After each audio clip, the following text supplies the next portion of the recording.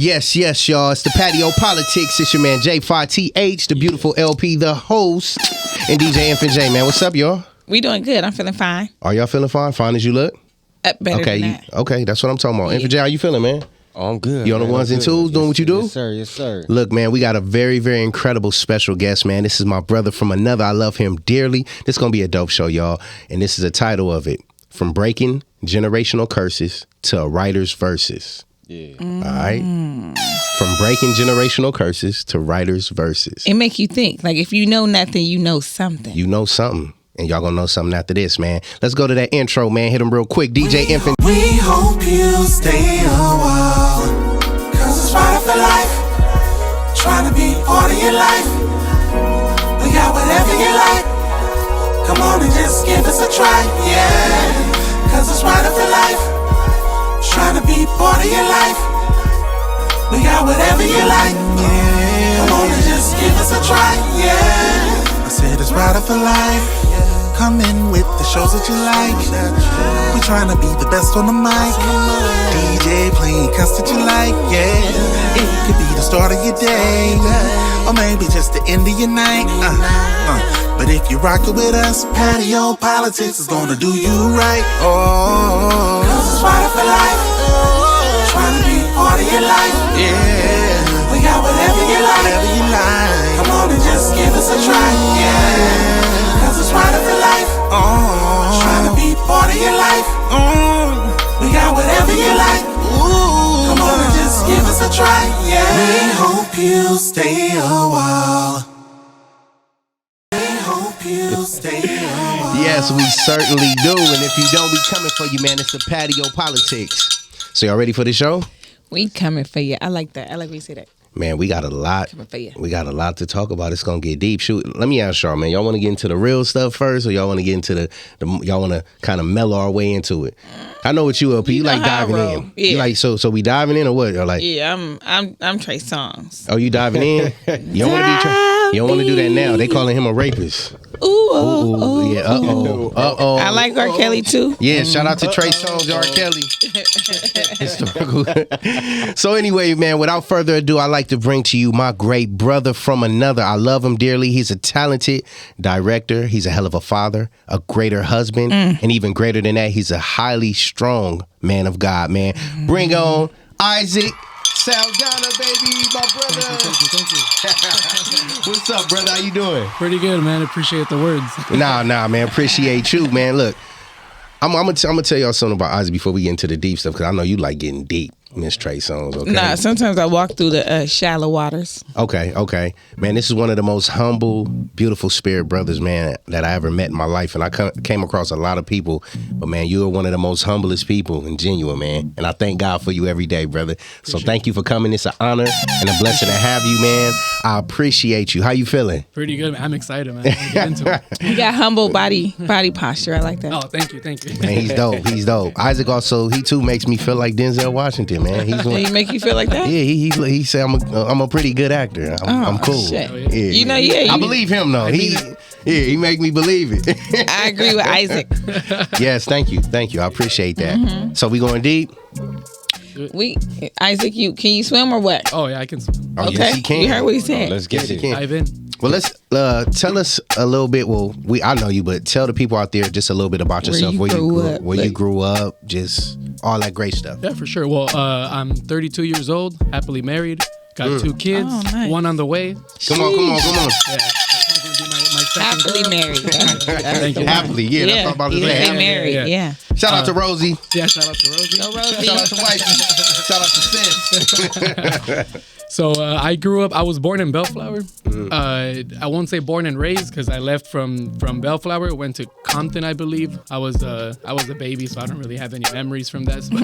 Then from Compton, we came back. We went to Norwalk, and that's where I was raised. I was raised in Norwalk.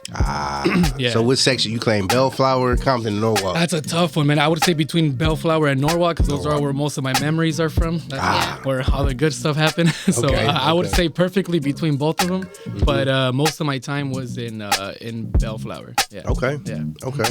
So deep. I was. Did you feel me? I was about to be like, so you direct stuff. That's where I was going. I was just going in. I was like, I didn't even ask about the kids and stuff. How old are the kids? So I got a girl and a boy. My girl's 4 years old. My boy's 7. You done? Why you keep going? Oh, just one more. That's it. I just be talking shit. So that's it? That's it. No more after this one. Yeah. Is this one a boy or a girl? It's a girl. So yeah. Nice. I got the pair already, so that's cool. You know? Yeah, I know now. Poor son. That's the thing with us, man. Right? He gonna have to. We want a boy, and then once we get him, we like, man, we cool. We got the pair. We good. That's all we need. Exactly. That's all we need. That's how it is, yeah. You married young too. That's what's up. How long you been married? I've been married for 9 years. God, Jesus, fuck. Yeah. Wow. You're only 32. Yeah. 9 years. Was it legal? Yeah, it was legal. That's dope. High school? No. Sweetheart. No. It's funny. I've actually met her in church. Yeah. Okay. So I'd known her since I was little. See? Exactly. Yeah. And the story is crazy how the marriage and everything maturated. For real? Because my brother's a suicide survivor. Word. Ooh, let's get okay. Yeah. Ooh, how deep? I want to go 12 feet.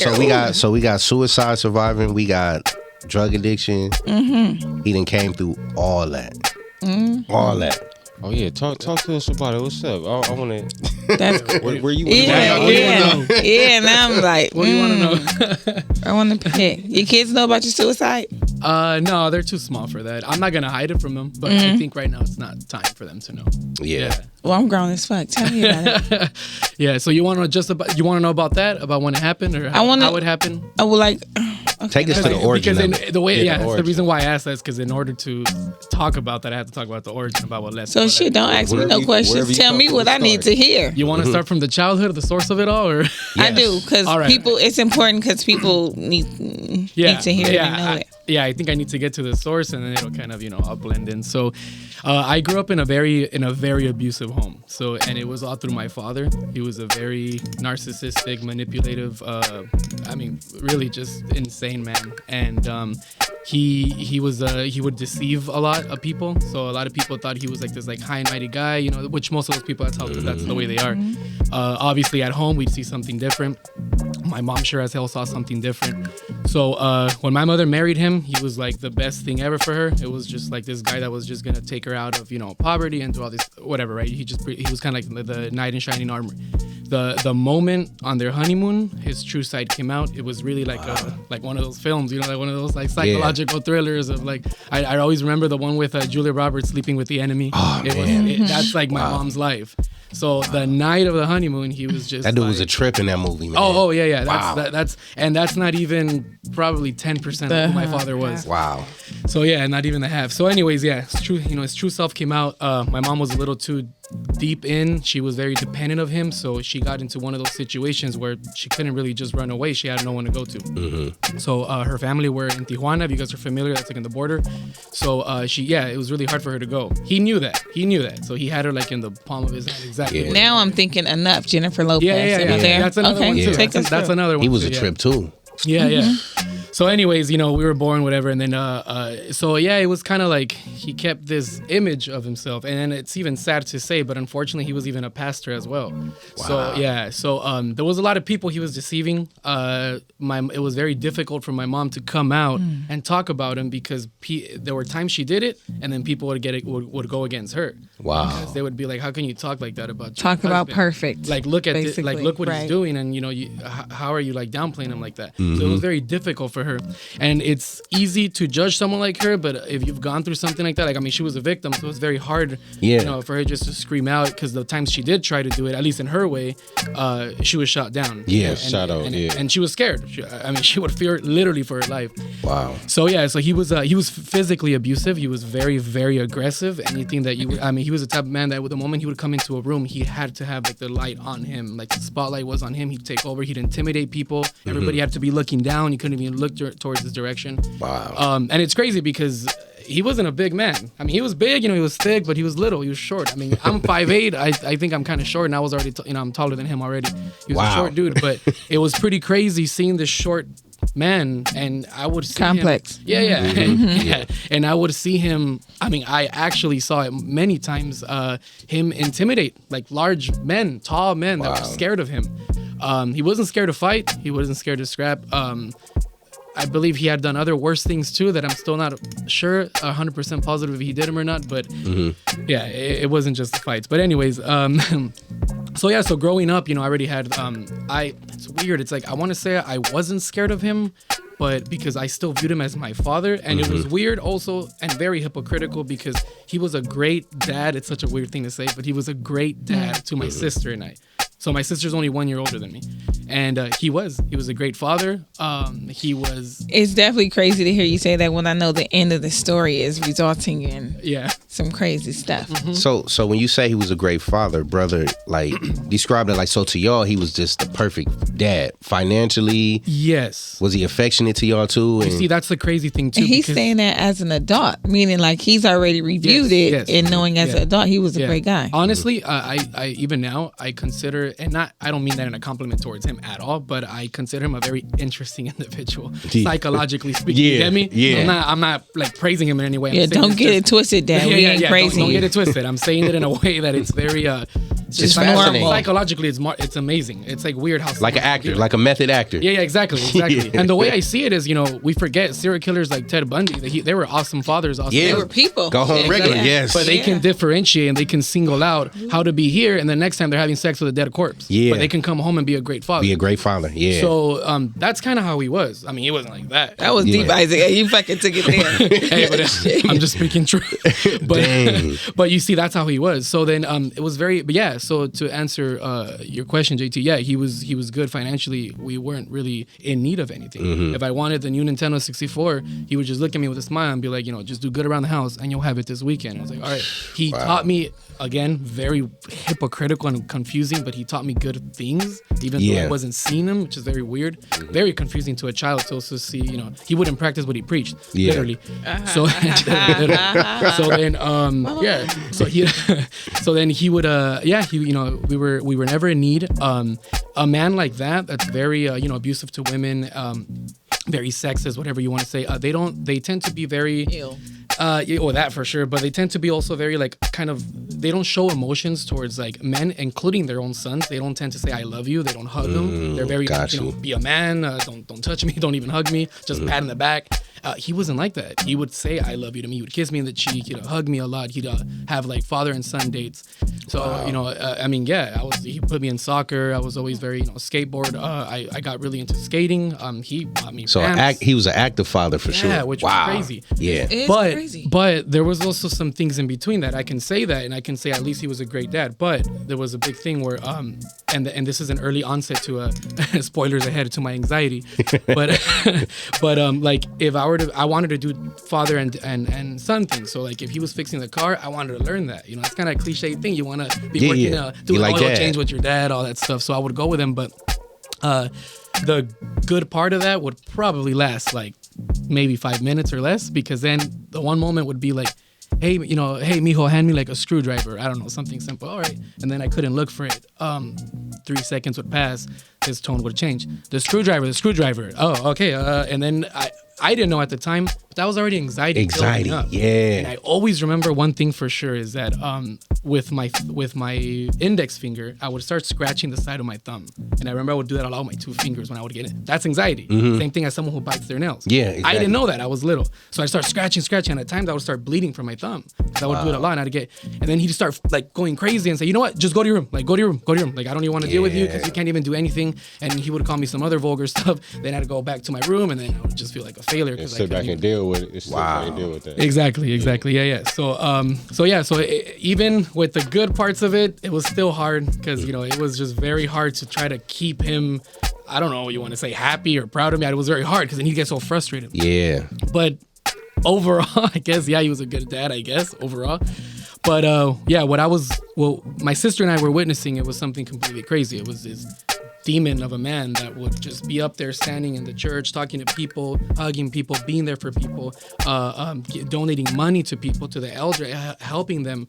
I mean, man, he'd do wonderful things. He'd come home and then, he would leave my mom, like she couldn't even walk for 2 days after beating her or whatever. And then it was just very difficult as a kid to witness that.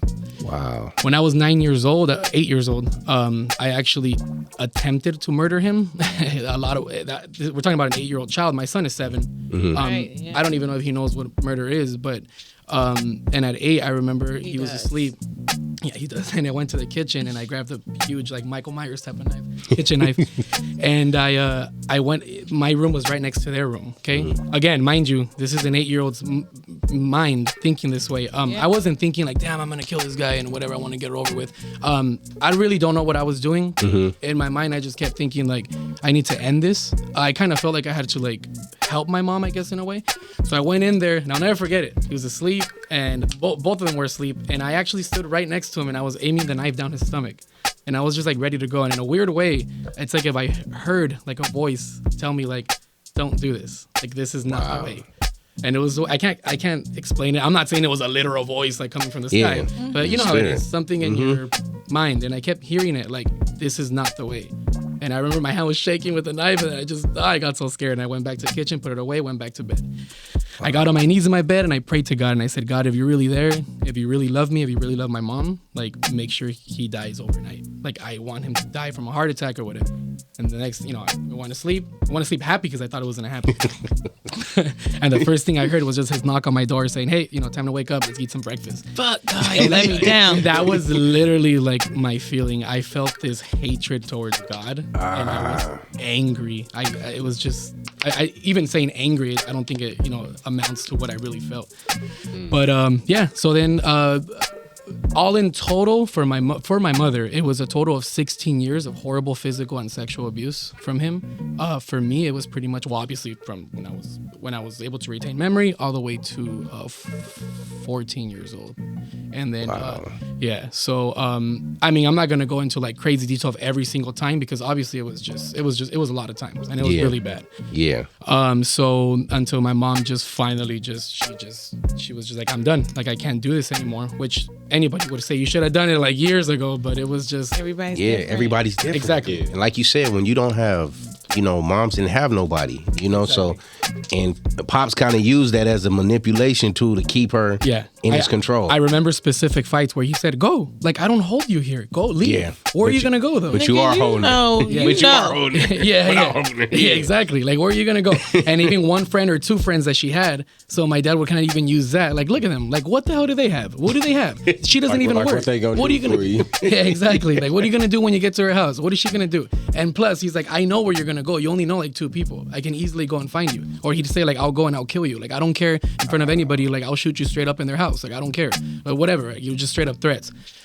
Obviously it would get to her, so she just didn't want to do it. But luckily she did have my uncle Jose, which I love to death. Even now I'm still cool with him. He's not my mom's. Yeah, shout out to him. Yeah, shout out to Uncle Jose.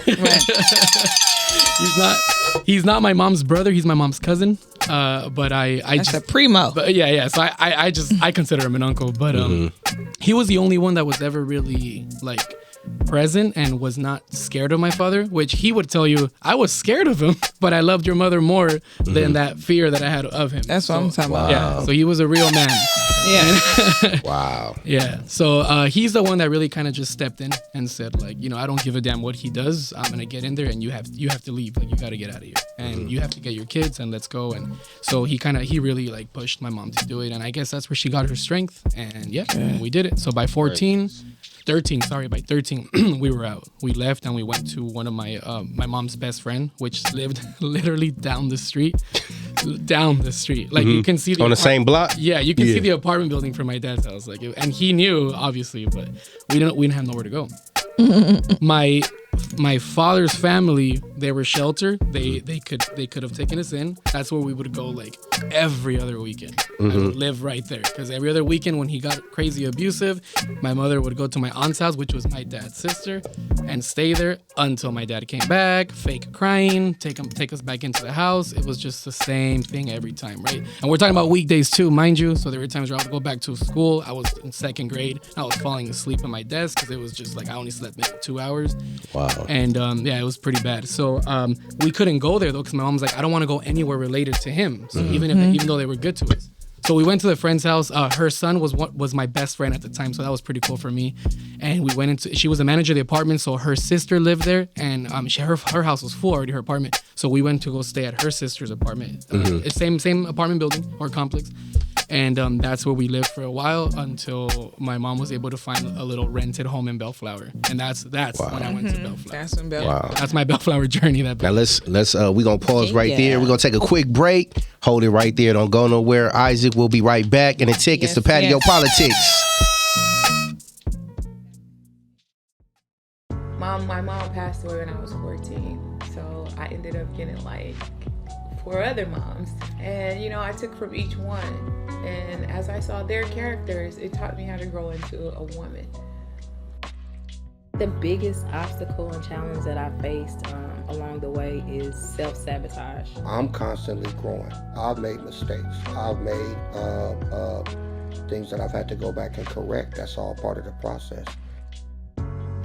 Because of my dark skin and my thick thighs and my big booty, for a long time I fed into what Hollywood or America said that I wasn't. I hate people say that you're not gonna do that, you're not gonna be able to make it, you're not good enough.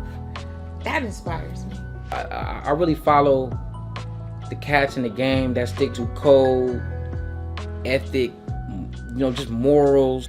I like to humble myself in front of people to show them that it can be done. What I feel that sets me aside is having God by my side, because He is the one that makes me unique, and He is the one that gives me the strength in order to make myself seem unique.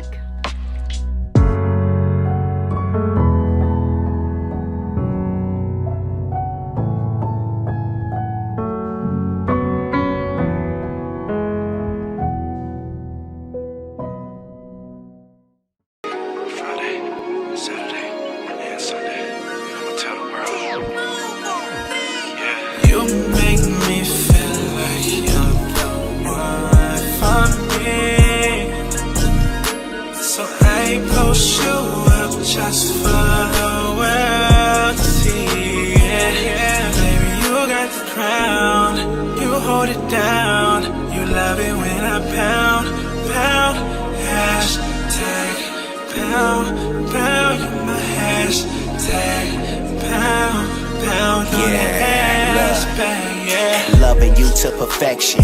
Damn, you right, you perfected. Silly of me to neglect it. That will make life so hectic. Who am I to question his work of art they abandoned? He GPS'd you right here, you in the right direction. I'm in your midsection. Look deep within.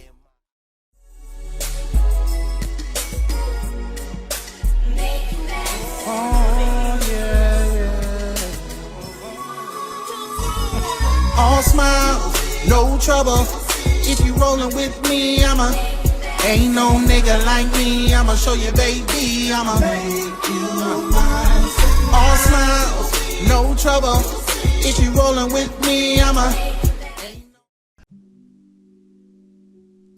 You trust me? Come here. I want to help you ease your anxiety if you allow me to. I think it's magical how kisses slow down time. I can make your spirit move at the pace of the earth when your lips meet mine. Life is so much better when you slow down. We so in a rush just to go nowhere when the best place to be is right here, making a positive out of all the negatives.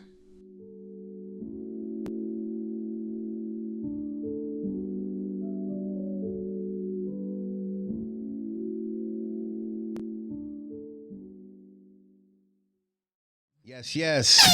Patio PolitiCz, LP the host. What's going on, J5? Man, I'm chilling. DJing for Jay. You. Brother Isaac, you good? Oh, we're good, man. We're going. All right, so coming back from the break, going into the break, we was talking about when y'all made that transition to Bellflower. Mm-hmm. So let's continue to talk about that. All right, so now we're in Bellflower. We're in a small little home that's probably the strangest shaped home I've ever seen. It's one of those houses that, they kind of like split the house either in half. Not a duplex, like they just kind of split it in half, and they make that little side and they rent it out, right, just to make money. So yeah. The house was hopefully you can get a visual from this, but the house was like an L shaped. Mm-hmm. So the moment you come in, it's the living room.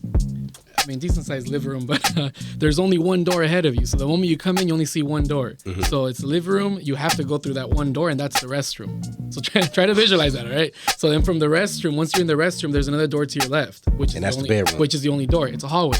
That hallway leads to the bedroom, one bedroom. Mm-hmm. And then once you're there, you're stuck. There's no other exit. You can't get out. You either go back out or you keep going. And there's one more door. You open that door. That's the kitchen. Wow. And that's it.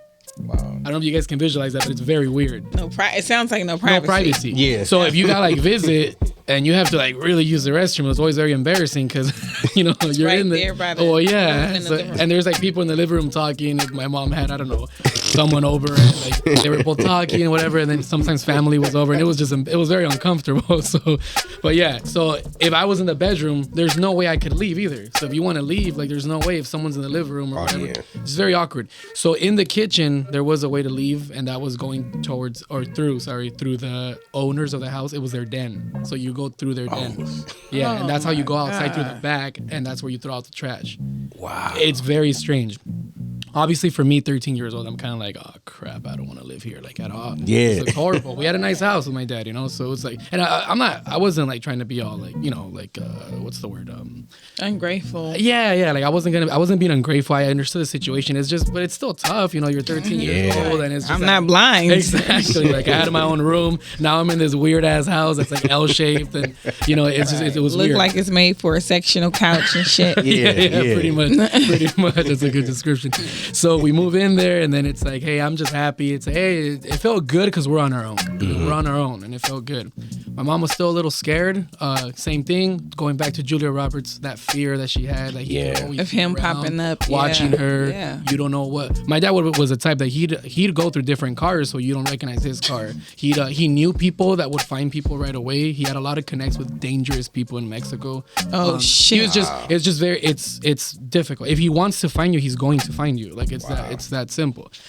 So she knew that. How is she not going to be scared? So, but anyways, we were there in that house. By this point, we're still seeing my dad. He kind of contacts us, my sister. I'm talking about my sister and I, and he wants to keep a relationship with us, right? Mm-hmm. He's like, okay.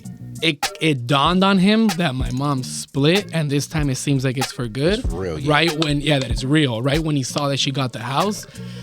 His face was like, damn, this is real. He knew that.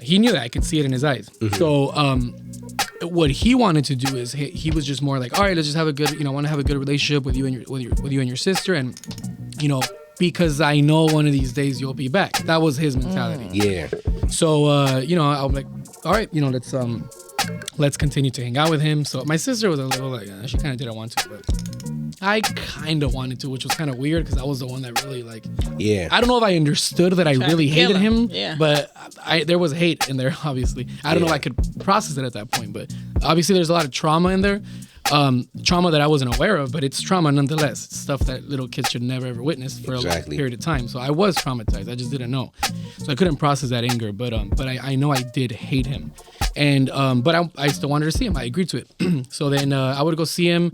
It was okay sometimes, and then it would just become like, hey, let's go rent a movie, at Blockbuster, and we'd go, and then we'd come back, and then he's like, how's your mom?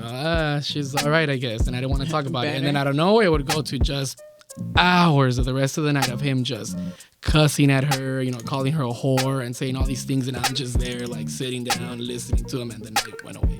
And it was just that. So I got to a point where I'm kind of like, why do I even come here now? Yeah. You know? Like, we're not doing anything. I don't want to hear him badmouth my mom. Right. I'm still not at that mental state where I can say like, hey man, don't talk about her that way. I wish I was, but at that point I still wasn't. Now I can process that, and I know it's what I just mentioned right now, because I was affected. I just didn't know. But I was mentally affected. So I didn't get to a point where I can stand up and say, watch your mouth, don't talk about her that way. I was just sitting there and hearing it, but it would really bother me. Yeah. So I was just kind of like, I told my mom, like, I think I'm kind of done like seeing him. Like, I don't want to go to his house anymore. It's kind of it's pointless. It's stupid like listening to him just talk like that.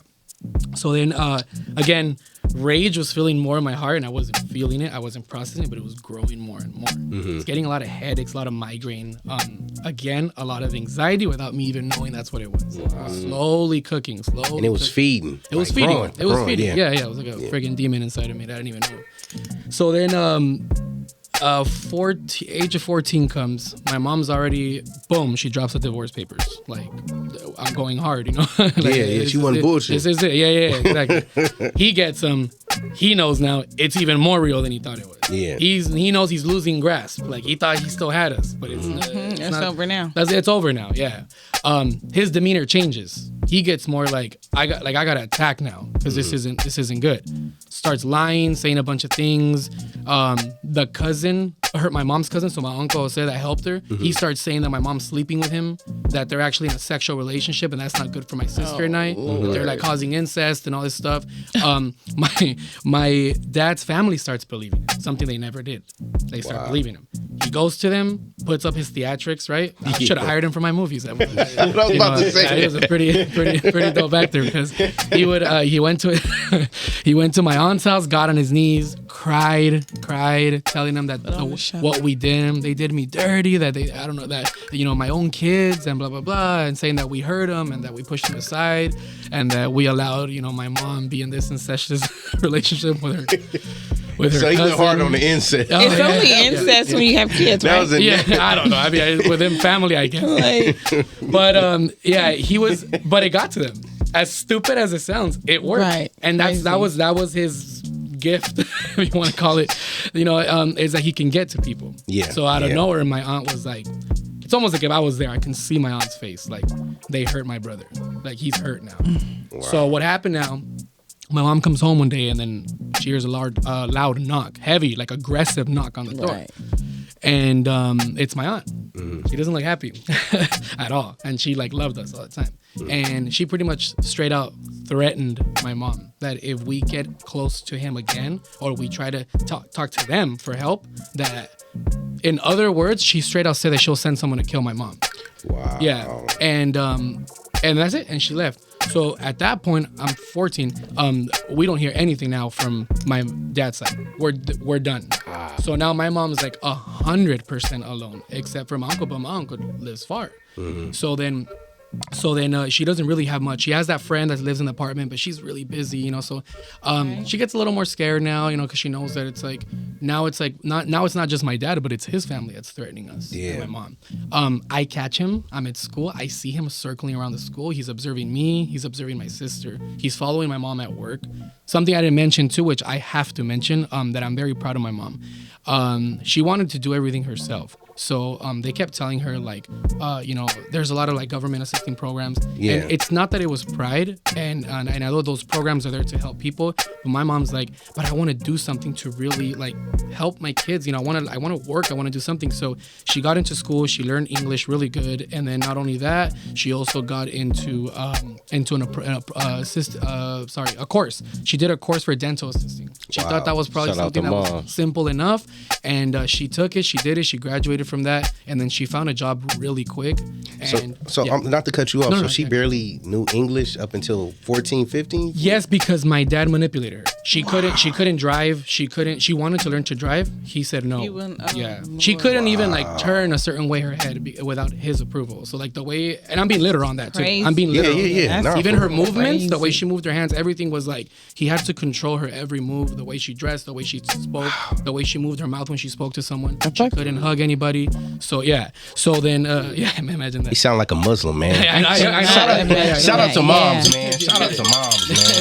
Yeah. So my mom pretty much said like, that's not gonna happen, right? So whatever, she did it. So now fast forward, I kind of skipped that purpose. Fast forward. So yeah, so she's making at least decent enough money to push her 2 kids through. She's trying to help my sister out for her college, at least with the little money that she can. Wow. So yeah, and she's doing that. She's working really hard, and then like really hard. I remember she would come home exhausted. She'd still go straight to make sure she had her food for us, and, everything. And then having to deal with all the divorce crap. I mean, she was being a mother. Exactly. And he was going hard in court. And I can imagine. Oh yeah. My uncle, she told my uncle, "Can you come with me one of these days?" And he's like, "Yeah, I'll go with you." And my uncle said, I wasn't there, but my uncle said, "Your dad would not stop eyeballing me with this." Like he looked like he was threatening me with this look. He's like, I was just looking away. I don't want to see him. But yeah. So yeah, they were going hard on the whole divorce. My dad was trying to make up lies in court, and I don't know what other crap. But yeah. So I'm 14 here. They finally do it. The divorce settles, and it's like a big celebration for us. Not for my dad. Yeah, not for my dad. So he started getting a little more crazier with the threats. I was still seeing him. My sister was too. And I could hear it in his voice that I felt like he was going to do something really bad. And it was starting to kind of scare me. I kind of felt in me, and I think this is how I first started, which we'll go into the next phase now of my life right there in Bellflower. So I started getting into this state of mind where I felt like I needed. The way he was is that he was always dominating everything and everyone, right? He was always like the alpha male. He was always so I kind of felt like I had to match that. I don't know if that makes sense, but I felt like I had to kind of be the same as him, because in order to beat him, I need to be like him, which is really stupid, because we now see it. We say things like, I'm trying to do the best that I can in my life, so I'm not like him. Yes. But at that point, I felt like kind of like fight fire with fire. Yeah. That's when my rage really came out, and I kind of like manifested it, and I knew what it was, that I was filled with hatred. And Norwalk is very gang ridden. My neighbors were all nothing but gangs, and Norwalk has a lot of gangs. Some people say like, I've been all over, so like I know some people from LA say it's like nothing. I understand there's gangs everywhere, but Norwalk is not. There's a lot of gangs, and I grew up around them. And so there was one, I'm not going to mention it, but there's one specific gang that they're really big. So I started befriending some of them there. And I kind of liked the way where like other friends of mine that I had, they were like, how can you be with him? Like, I'm terrified of them. And I liked that. Like I started really liking that. Like, oh, everybody's terrified of them. It's kind of the way my dad was. So maybe if I kind of start hanging around with them a little more, and it sounds so stupid now saying it, like those cliche like movies, but that really was how my mind was processing. Yeah. So I started kind of hanging out with them a little bit more. Then started the whole drinking. I started drinking a little bit for the first time. I actually really enjoyed it. So I was like, okay, cool. I like that. I found out what it was to be drunk for the first time, and I started really young. I think I was 13 or 14. So that was a little bit before when the divorce settled. I was already kind of drinking just a little bit, but I did feel I got just a little bit. But I did get drunk for the first time when I was 13. So 14, I was just kind of drinking a little bit more. I got worse friends. I'm doing worse things now. I hurt a lot of people, a lot of friends once I got into that state, which I've already kind of, I guess you can say I've healed from that.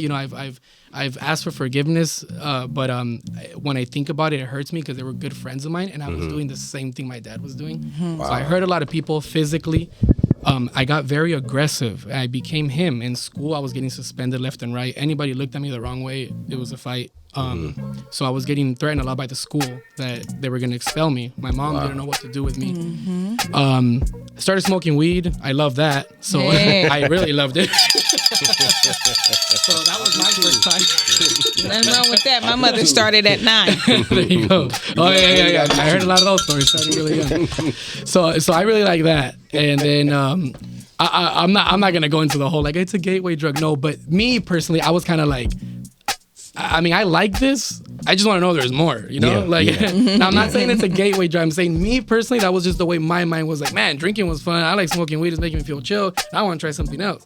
So it got very easy. And then my mom, she knew and didn't know.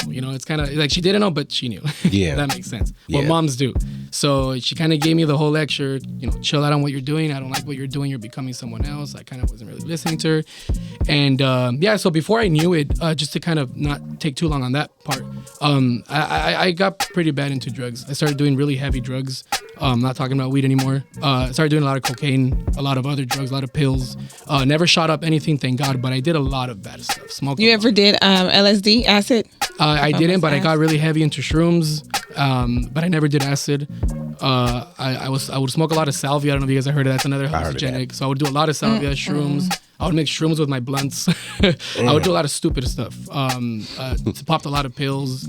I would do a lot of ecstasy, a lot of coke, grind ecstasy with coke. I would do stupid things. You was just trying to beat the Lord. Yeah, pretty much, yeah. You wanted to meet him yourself. I was seeing it in a way of like, I don't care. Without even knowing, I was pushing myself to addiction really quick because I was messing with heavy drugs in a very stupid, irresponsible manner. So before I knew it, like, I realized I would get sick a lot when I wasn't doing it. I didn't know what that was. So, at this point, I was in a pretty bad state already. Wow. So just to, I guess, get to the main thing, if there's time right now, but I turned 15, and this is like the big event. I was hanging out with a friend. We were just getting drunk in his house, and it was just me and him. We were just like, just kind of chill. And then my mom calls me, and she's like, "Hey, your dad passed by, and he I think he's looking for you." But she was crying, and I told her, "Why are you crying?" And then she starts telling me that he went off on her and he threatened her and he called her all these things. That was the first time I was able to feel that rage when I'm already in this level where, I feel like I'm tough. I'm doing a lot of tough things. And I get this anger in me, and I told her, tell him that I'm on my way and I want him to be there. Like, I'm going to confront him. So on my way, I had a cell phone, I think, that my dad himself had given me. So that's like when cell phones were barely coming out. You still didn't see like high schoolers. Like, I felt all cool that I had a cell phone. It was that era. It's not like everyone had a phone. Chirp era. Yeah. There you go. That chirp, like the Boost Mobile and all that. So, I felt dope that I had a phone. So I was like, hell yeah. So I call him and I start going off on him. And then he says, "I'll be in your house in 5 minutes." And he clicks. So I'm just like, all right. And then I hang it. And then inside of me, I'm like, damn. He was probably already parked somewhere. What did I do? Probably 5 minutes. Honestly, like, I felt so like enraged. I'm at the door. Yeah. The moment he says that, I'm not going to lie. I felt like, oh, damn. My voice crackled. Right. Yeah. All right. So then, but yeah, I get home. My mom's going crazy. Like, what are you doing? I'm like chugging alcohol and I'm getting and then, so he gets there, and all I hear, just like in the movies, I hear a tire skid, like right in the driveway. He gets off, starts banging on the door. I come out. We're just talking. We're offending each other. It's not going anywhere, but we're screaming very loud. Mind you, it's like 10 p.m. or 9 or 10 p.m. Neighbor comes out, the owner of the house. He comes out. I'm gonna call the cops. Then my dad starts threatening him. The guy runs inside, locks the door. He's like terrified of my dad. My dad starts like wanting to break his window and going crazy. Oh my God. Yeah. Not the pastor. No, yeah. Well, yeah. Lord. So Lord. Then, it gets really heated. I know deep inside of me, this is gonna get physical. Like, this is about to get physical. Yeah. So I'm processing in my head, like, is that where I want to go? I don't know if I want to go there. I don't know if I want to go that route. So pause that right there. We're gonna take come back. Yeah, we're gonna come back with that because we got to get into details with that, man. Patio PolitiCz, my brother Isaac, man.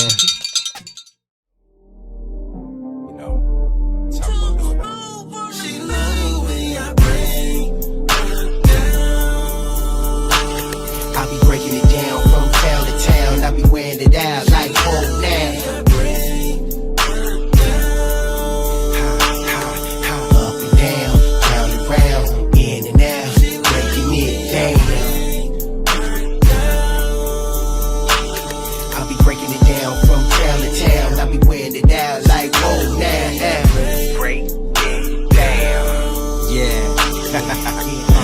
One of the best. In and out. She said she want that BREAAAK on shit. All in the bed. She brought out the FREAAAK in me. Woo, damn, she right though. Body of a goddess, queen of the back. My name is Thomas Sheldon. I'm a local reporter and ex-private investigator. I've covered many stories, but nothing as intriguing as this. Where there's more law, there's less justice. If we have never known justice, how can we ever relish in peace? If the lawmakers in the streets cease to be just, who will be the judge and jurors of them? I've wondered. And then There was the council.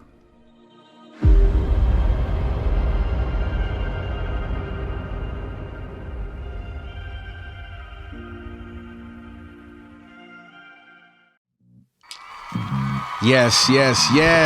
We back. LP. Yes, sir. I'm here. You know I'm live. Anthony J. Oh, got the bell back there. Okay. You feel me? Isaac, man, you good? Oh, I'm good, man. Man, this is great Here, stuff because Isaac. we ain't even got to the, give it a ring. Yeah, give it a ring. Okay, you a natural. We ain't even got to the juicy stuff yet. So, Pops get into it with the neighbor, and then. All right, so at this point now, other neighbors are joining in, and they all start coming out of their houses. You start seeing them, all of them come out.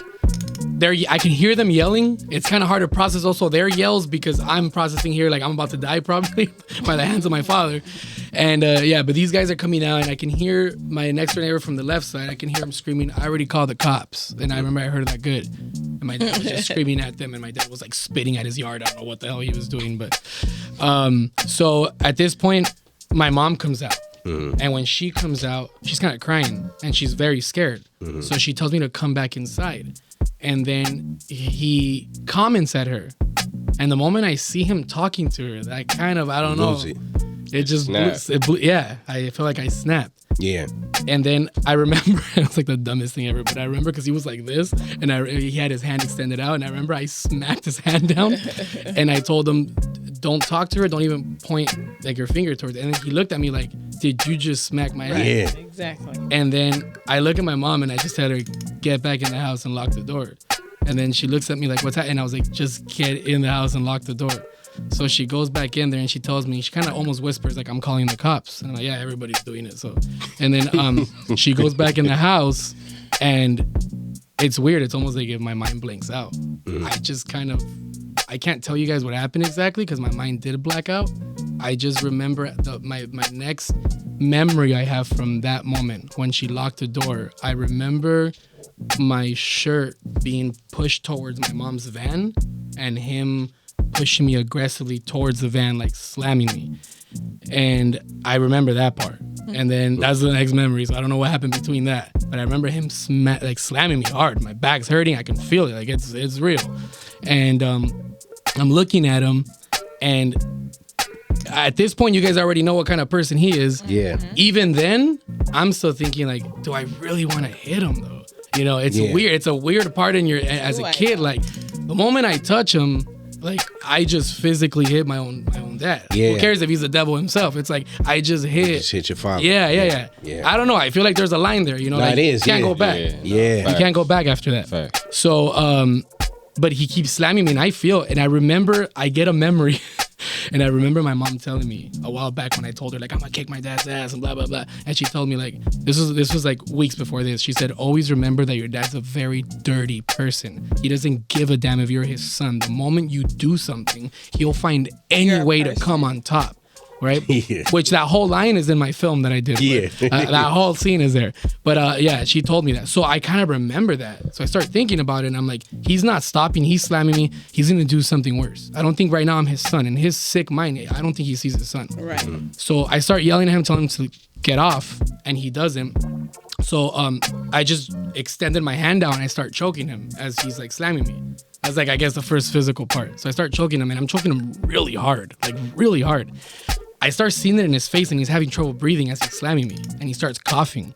So he, I don't remember how, but he kicks me really hard in my ankle. Like it almost felt like he was trying to break it, like he was hitting me downwards, and it hurt like bad. So I pushed aside, I let go of him, and then he just kind of tackles me towards the car, and I turn him around, and I start slamming his head towards my mom's side mirror from her van. And at this point, we're going at it. It's a fight already. Yeah. We're swinging, I'm swinging. We're both in the ground. The neighbors are still screaming. And then it lasts a while. You know, again, no more really details to say. We're just going at it. It's like a school fight. We're going at it. He's hitting hard. He's hitting hard, and I'm hitting hard too. And I see that moment in his eyes where he's looking at me as we're both like, you know, I think I have my forearm down his neck as he's like trying to punch my stomach, and I'm like, and I could see it in his eyes. He's struggling with me. Yeah. And I don't know, I felt this kind of pride almost, where I was just like, I'm owning him. Yeah. He's feeling fear, and I've never seen that in his eyes. And because he couldn't even get up, because I wouldn't let him get up. Right, yeah.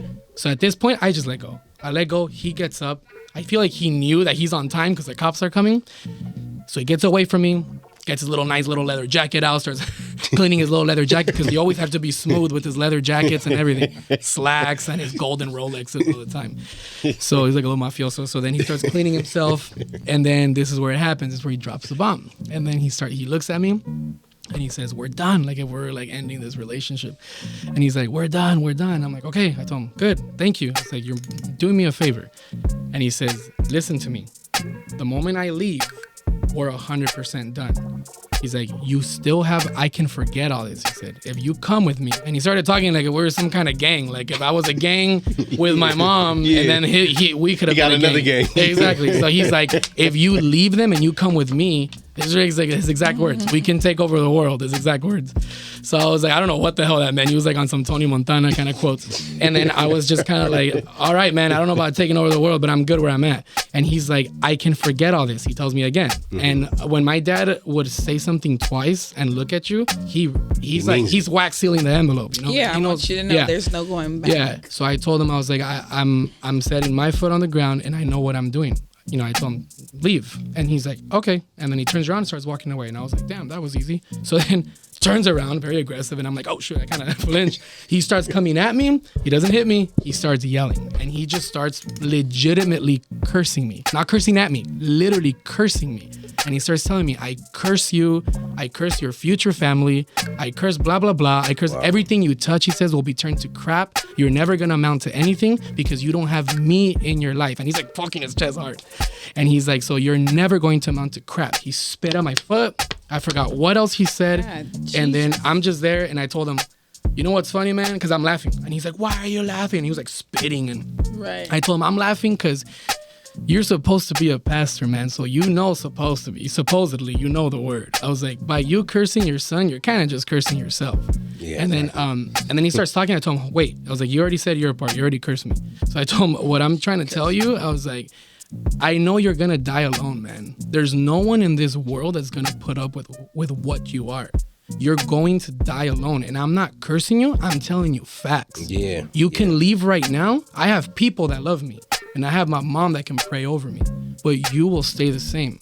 And your toxicity is going to take over you, and you will die alone. He had this fear in his eyes. He just spit again. He cussed at me. He is a dirty motherfucker. He is. He got in his car. And then he said, last time. And then he drove the car inward, and he tried to run me over, and I had to jump. Like straight out of a movie. Like I had to jump. Tried to run me over. Right. And then as he reversed, I grabbed a big rock that was there, and I threw it at his car, and I cracked his windshield. Good shit. And then he just left off.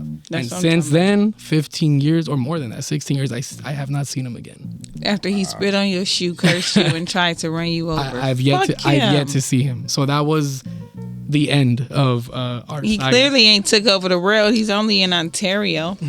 Wow, that's... But yeah, that's it. So I never, I mean, there's more after that with myself, but between me and him, that's where it stopped. So suicide, come on. So after all that, I get really deeper into drugs, really bad. Like I get really bad. And this is right after that situation? Yes, this is right after that. So we talking about Robert Downey Jr., 90s bad, Sean Penn. Much. I get really deep into coke, man. Charlie Sheen. I've had, no, definitely Charlie Sheen, definitely Robert Downey Jr. Wow. I have friends that tell me like, but it's just coke, man. I do a few lines here and there. I was like, you don't understand though, man. When you start doing it daily, like 20, 30 times a day, I got a job at Sears. I mean, I had like 5-6 pens on me, like those old school big pens. Remember those? Back then, we used to open and do little straight shooters with weed back then. So I used to fill up the whole thing with coke, and I did coke straight shooters. So at work, I used to pop up the thing and just go back and just snort the whole thing. How would work be after that? I mean, it was fun. Floating. I was like floating. Yeah, I was like Leonardo DiCaprio in Wolf of Wall Street selling mattresses, and I was pumped up with nosebleeds. And I had a friend there that he had a connect, and it was this Colombian taxi driver that he had a fake taxi, and he would drive to you as if he would pick you up, and you'd get in the car and you'd go around somewhere. That's when and he'd give you pure rocks. He wouldn't cut his cocaine; it was pure crystal rocks, like huge. So you like that, Jay? So he Jay need his number. So he hooked me up with that guy. So now I was in Sears, and now I'm going over with this guy. Shout out to Sears, and then shout out to Sears. And then Sears down. And then so I used to get on this taxi, and sometimes I used to drive all the way to Silver Lake, and then that's where he had his stuff. So I never knew if I was gonna be murdered or anything. Like I was, right, you just wanted the fucking drugs. Well, yeah. So at that point, I knew I was bad. So then I started having these feelings where my chest would tighten. I don't know if that's anxiety or that's just me, like the coke trying to kill me, but there's not a lot of drugs in my system, but it felt different. It didn't feel like it was caused by the drug. It started feeling very different. At this point, I have a lot of hatred towards my dad. It's not like I forgot about him. I forget you, man, I'm good. No, it's more psychological than that, obviously. Everything that I went through and the anger, more psychological than that. So, but I can feel it. Fast forward a little more. It's about 2015. I remember exactly because I was watching a movie, and that was The Revenant with Leonardo DiCaprio, and that was December 2015. So that's how I know when I had my first anxiety attack. And I was in the theater. I'm excited to watch the movie. I was like, yeah, I know Leonardo's gonna get his Oscar with this one, and that's when he got it for the first time. So I was all excited. First thing I can think of is this guy to my left is sitting really close to me, and it was bothering me. Like I wanted to hit the guy. I was like, this guy keeps getting close to me. Was it a packed theater? Or was it? It was a packed theater. Okay, it was packed. Okay. Yeah, but I never had any of this problem. It wasn't a common thing. Look at my wife. She's to my right, and I tell her like, hey, this freaking guy is getting closer to me. What's his problem? And she's like, dude, just chill. Just watch the movie. Don't get aggressive. And I keep looking at him. The guy's minding his own business, just eating popcorn. He's by himself.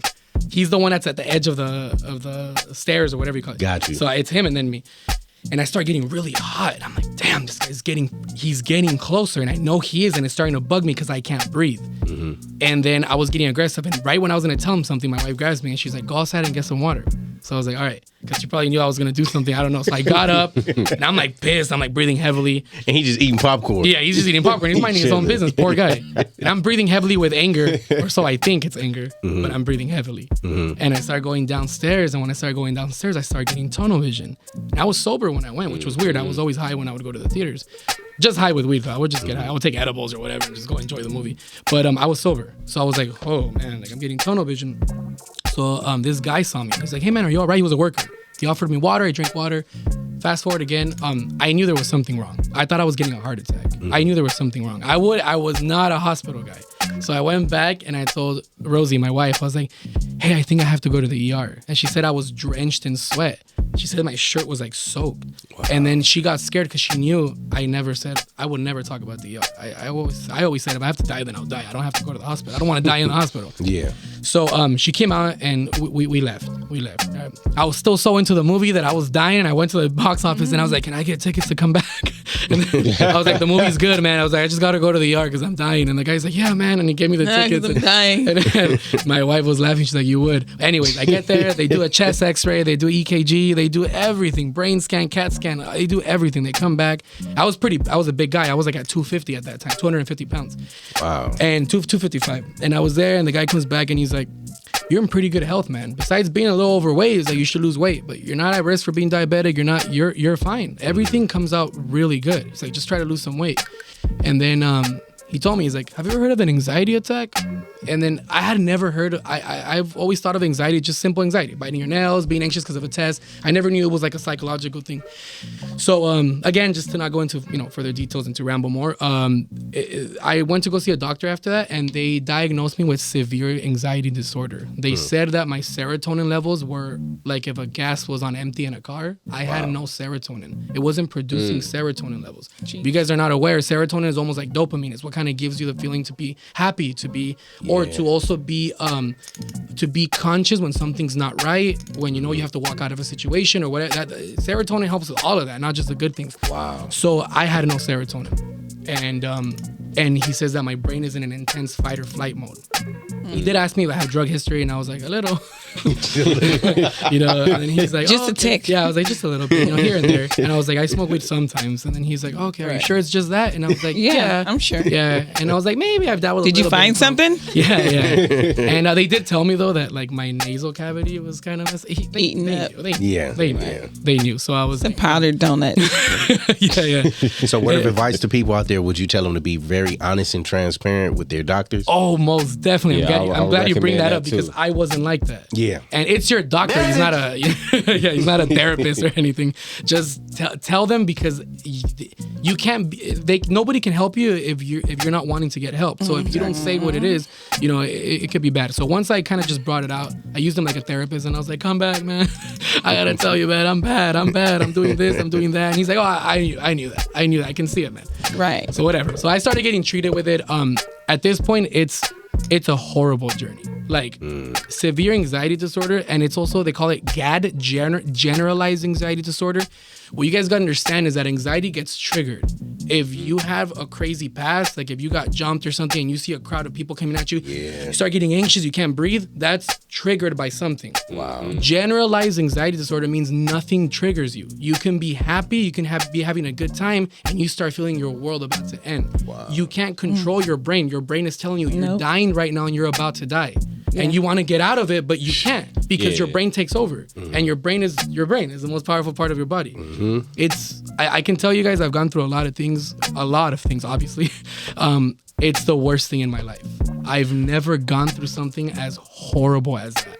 And I understand there's people that go through cancer. The thing, what I always say is that, this is my worst thing ever. Yeah. So look, is there, because the way you explain anxiety, is there a difference between anxiety and extreme nervousness? There is, but extreme nervousness is still, in a way, a sort of anxiety. But it's almost the same part of anxiety where you're anxious when there's a test coming. You're anxious because you have to go to the doctor and nobody likes going, and you get very nervous. And that's when people bite their hair, or some girls bite their hair too. That's a sort of some people. My mom actually, she starts also suffering from her stomach. It starts hurting Stomach pain. and the stomach pain because stress causes Nervousness. that. Nervousness and stress start causing that.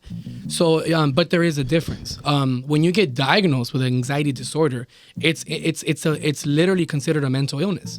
And then the bad part about that's in the same part of the brain where depression comes in. So now, if that wasn't enough, and I think it's already horrible, right? Anxiety like this, depression. Then depression's like, hey, knocks on the door, and it's You like, forgetting about me, man. Yeah, it's my time now. Wow. So now depression kicks in, and I've always thought depression was just like, you're sad. Man, like that's bad. Yeah, depression, stress, all that shit. Yeah. Depression leads me to this point, just so you guys know, like a picture is where I'm truly hating my little children because they're happy and I can't be happy. Because I wake up with this anxiety that never leaves me at that time, right? And I'm seeing my kids and I hate them. I hate them with a passion at that time. That's not Isaac though. But that's the depression that takes over your brain. Yeah. Crazy. And it's a cloud. And I look at my wife and I hate them with like a passion. I want them to leave because I don't want to see them. Because I feel it's not fair that they get to be okay and I can't even get up to go eat breakfast because I feel like I'm dying. Wow. So you ain't the only one that feel that type of way. I can tell you that. Oh yeah. Not exactly that, but and just to make a note, I have a lot of love for people who go through depression and anxiety, and I love to talk to people like that because I get it. And when you know and you get it, when I hear someone, I see it in their eyes, I can feel it. You can feel it, yeah. You want to talk? It take one to know one, like they say. Yeah, it's true. It take one to know one. That's very true. My drug gets worse. It should improve, but it gets worse because it's depressing me that I'm like this. So I'm just like, I'm doing it more. My wife starts telling me, you have to calm down. We have a son now. Like, you have to calm down. You know, I'm still going to church with them and I'm not acting like a good church boy. And she's like, you have to calm down. So I know it, and I know I have to, and I know this is not helping me. I know depression's not helping. Anxiety is not helping. Drugs for sure, are not helping. But so then I still get worse. I think I want to say 2017 or 16, one of those. I go to Disneyland with some friends. I get jam-packed with drugs, and I overdose in Disneyland. Oh. And I start feeling it. I think it's an anxiety attack. It was not an anxiety attack. I had taken a lot of pills. I did a lot of cocaine and drank an entire bottle of sake by myself. I just found sake. What is that? Sake? Sake, the wine. Yeah. It's a Japanese. Japanese. It's pretty strong. I was about to say it's strong. It was a pretty decent sized bottle. And I downed the whole thing by myself after having like grams of cocaine in me. Look at you, party animal. And then when I get there, I end up picking up a 350 milligram edible. So that's pretty high. You know, it depends. I mean, there's some people that can take it, but when you're already when your mind is crossing, so I take a $350 gram chocolate bar. I think like my brain at that moment when the candy bar kicked in after like 30-40 minutes, I felt like my brain was like, I have to shut down. Like, yeah, you're done. Yeah, so I don't know what to do, where to go. So I fall to the ground. My friend turns around like, what the hell is happening?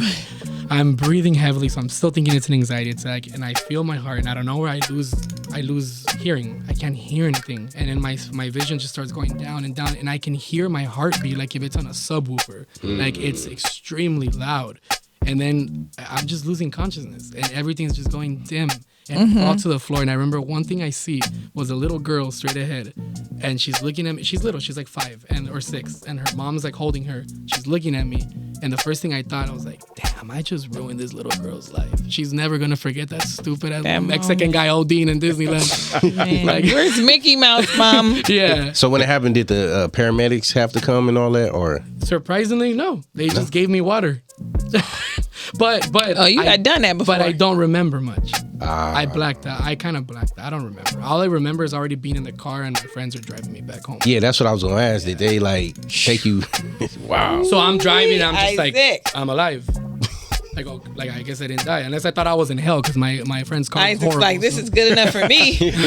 You said your friend car is horrible. Yeah, he had like bags of Wendy's and Jack in the Box and all. He had like barbecue sauce in the roof of the car. So I was like, maybe I am in hell. I don't know. But yeah, so that happened, and that really started turning my life around. And I was like, I feel like I have a second. I need to turn my life around. Like this is a second chance. It's gonna be the second phase. Yeah. Second, yeah. So that first suicide attempt, walk us through that whole.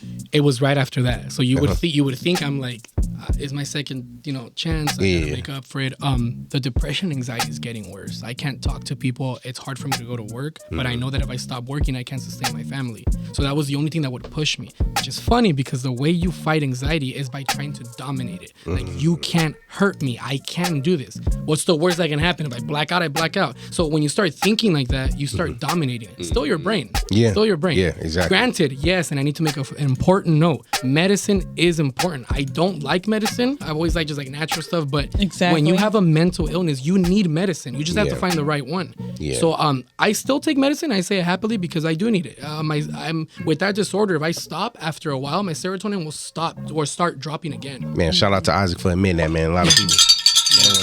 So don't be ashamed. And that's a lot. And that's a lot taken into the fact that you're not a medicine person. You want the natural stuff. Yeah. And also important to keep in mind, the medicine I take, it's not like where it keeps me like zombified. It has no side effects. It's just what it does, it blocks the part of your brain that starts filtering the serotonin. It kind of pushes that away so more serotonin can come in.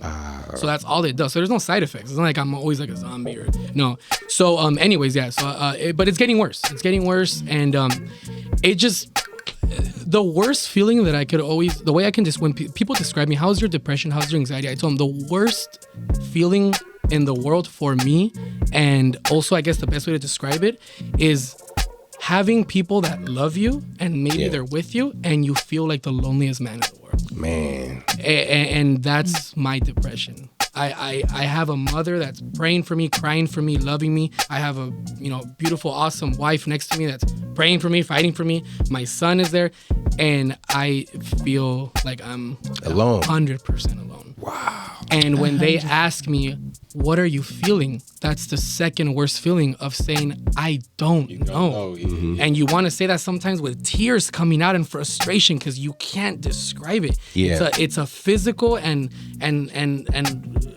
mental and emotional pain, literal pain too, in your heart and in your brain. And it's so hard to describe it. It starts leading you to full insanity. Yeah. So I'm driving a freeway. It's after work, and I already feel my anxiety attack kicking in. And I'm like, I gotta get home. And then I just start driving like really, really, really fast. And I'm doing about 110, and I see the car's already stopping.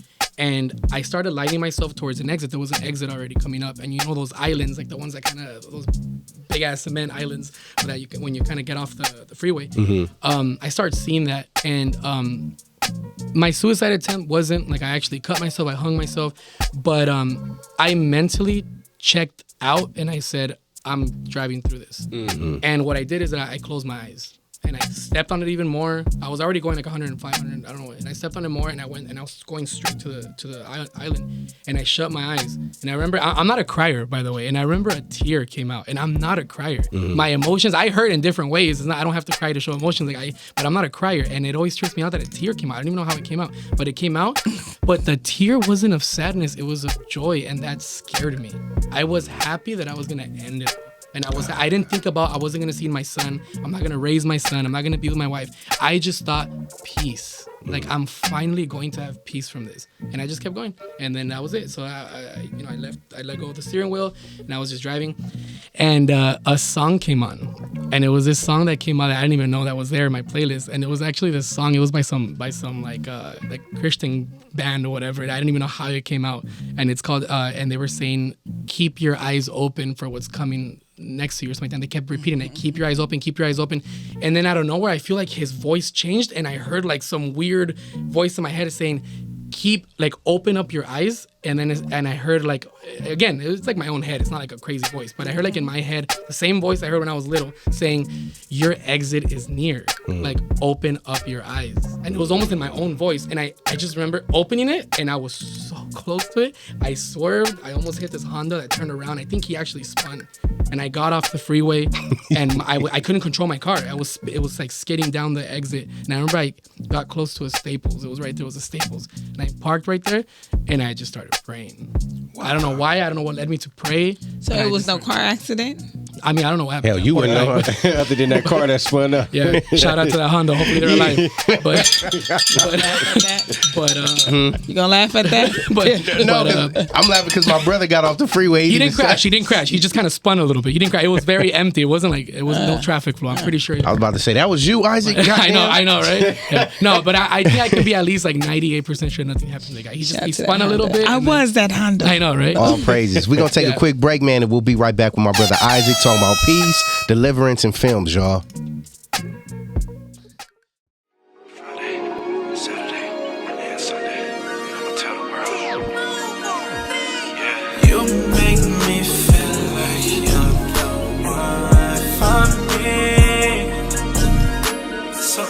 Post you up just for the world to see. Yeah, baby, you got the crown.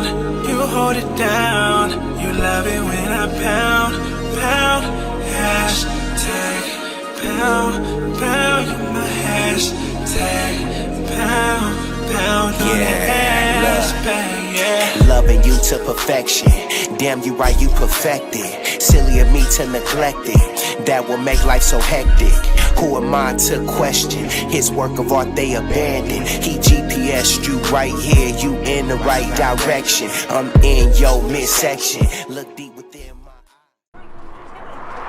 Hi, I'm Ujima. You must be Lil Dick, huh? Meet Ujima. Ujima. Dr. Rupert? What is it, Ujima? Okay, so that'll be 2 junior dicks with cheese, large fry, 2 shakes, small, medium, or large. You tell me, baby. Let me see if you can guess my size. That'll be 2 small shakes. Your total is $14.80. No job and no talent. Cut. Why do I work at Dick's? Because it's convenient. The pay is good, believe it or not, and plus it's in my neighborhood. That's about your My experience here is wonderful. Even though I haven't booked any roles yet, Why don't you sit your ass down? And when's the last time you had nothing, but still had to grind for it? When's the last time you been hurt so bad? Yes, sir. We back, man. We just got done talking about addiction and suicide. Now I want to talk, man. This is like the calm after the storm, which is a blessing, because a lot of people, man, they don't know how real suicide is. They don't really believe how true domestic violence can be. Mm-hmm. And most importantly, they don't know how real deliverance is. Yeah. So let's talk about yours. All right. So this leads me to a I believe it was kind of like a youth retreat or something like that to a church. I did not want to go because I did not want to associate anything with church. I was like, but it was something like that. But I went and I decided to say, all right, go. My mom was like pleading me to go, whatever, even though I wasn't. I mean, I guess I was still considered youth. I don't know, but I went. And they were talking about deliverance. Wow. And it was angering me because I was like, I don't want to hear this topic. But they were talking about deliverance. They were talking about like letting go of like demons and letting go of, and it was like really a real legit like preaching. It wasn't like those crazy ones that were, like hitting you with their freaking jackets and saying that the devil's gonna come out of you. No, it was like the guy was just up there. He was. That was a movie again. Yeah. None of those like tent revival places. It was really chill, and the guy was, and I didn't want to admit it, but he was getting to me. He was getting to me. I was hearing it, and then I swear, man, it's crazy how things work out. Like if it's just meant for you. Then he starts talking about you hating someone. And he's like, and he talked about anger, and he starts saying, mine was my father because he would physically abuse me and my mother. And then at this point, I'm like, this with my eyes down, and I look up. Yeah. I start getting pissed because I'm like, this guy knows my life. Is he talking to me? Yeah. Who told him about my life? That's not cool. Who sent you, man? Who sent you? That's Who not sent you? cool, Was it yeah. my father? So then, so I'm listening. My ears are. I'm listening, and then he starts saying how like forgiveness. It's not about you forgiving the person and letting them win. It's not about you forgiving them and becoming their friends after. It's all about you. It's about letting go. Because it's this toxic waste that's in your heart and in your head. And then he starts talking about then he starts talking about science. And then he says, even scientifically, like you could even develop brain tumors. Yeah. Out of stress, out of anger, out of grudges. Yeah. And I remember at that point, I'm like, this is stupid. So I get on my phone and I'm still listening to him. I start Googling. I start seeing all these like medical websites talking about that. I'm like, damn, this guy knows what he's talking about. Yeah. So then, so now he has even more of my attention. I'm just like, damn. And then he says, you forgive this person. And he said, if this person, like my father, if he's not even around, so I'm like, he's still hitting the the core, right? And he's like, you forgive him just to get it out of you, and then you'll feel free to load off your back, blah blah blah, whatever. So he just keeps on talking, and he starts saying about changing, and so as he's talking, it's getting to me. Then he starts telling, if you really feel like man enough, woman enough, come up here. He's like, I just want to pray for you. That's it. Because I have love for you. He's like, and when I pray for you up here, I just want you to let go. I start seeing some like cholo looking dudes tatted from the face going up and crying. And I'm like, what the hell's going on? I've never seen this before. Yeah, Isaac, come on, you know what it is. I've never seen this before. So they start going up. This guy drops to his knees crying. The pastor guy comes down, starts praying for him. And I'm just like, nah, this isn't me. I think my time will probably come later. And I just kept kind of trying to, and the person next to me gets up and they start going. I'm just like, so out of nowhere, I look at my row and I'm the only one sitting here. Now I feel stupid because I'm not up there. Like you're supposed to. Yeah. And I get up and I turn around, but I go to exit. And I'm just like, this isn't for me. I'll just wait later. I can't forgive this guy because it's not fair to forgive him. Yeah. It's not fair in my mind. I don't know what it was, but I just turn around and it's almost like if I blacked out right then and there, I just start walking towards the front and I just get there and I just start, as I'm praying, I forgive him, and it was weird. It was a crazy, and I guess I got to say a powerful experience. I forgave him. And I said, like, I don't care what it was. I don't care what he said, but whatever. But I forgive you. I don't want to carry this load. Right. And the guy right away stops whatever he's doing from praying for some other guy. He stops and he makes his way. It's a pretty big crowd. And he makes his way all the way to me. And he puts his hand on my head and he puts the mic away and he goes to my ear and he says, something strongly just told me to pray for you right now, son. He's like, you just keep praying whatever you're praying. I just really want to pray for you. He's like, I feel a lot of change coming from you. And I'm like, all right, yeah.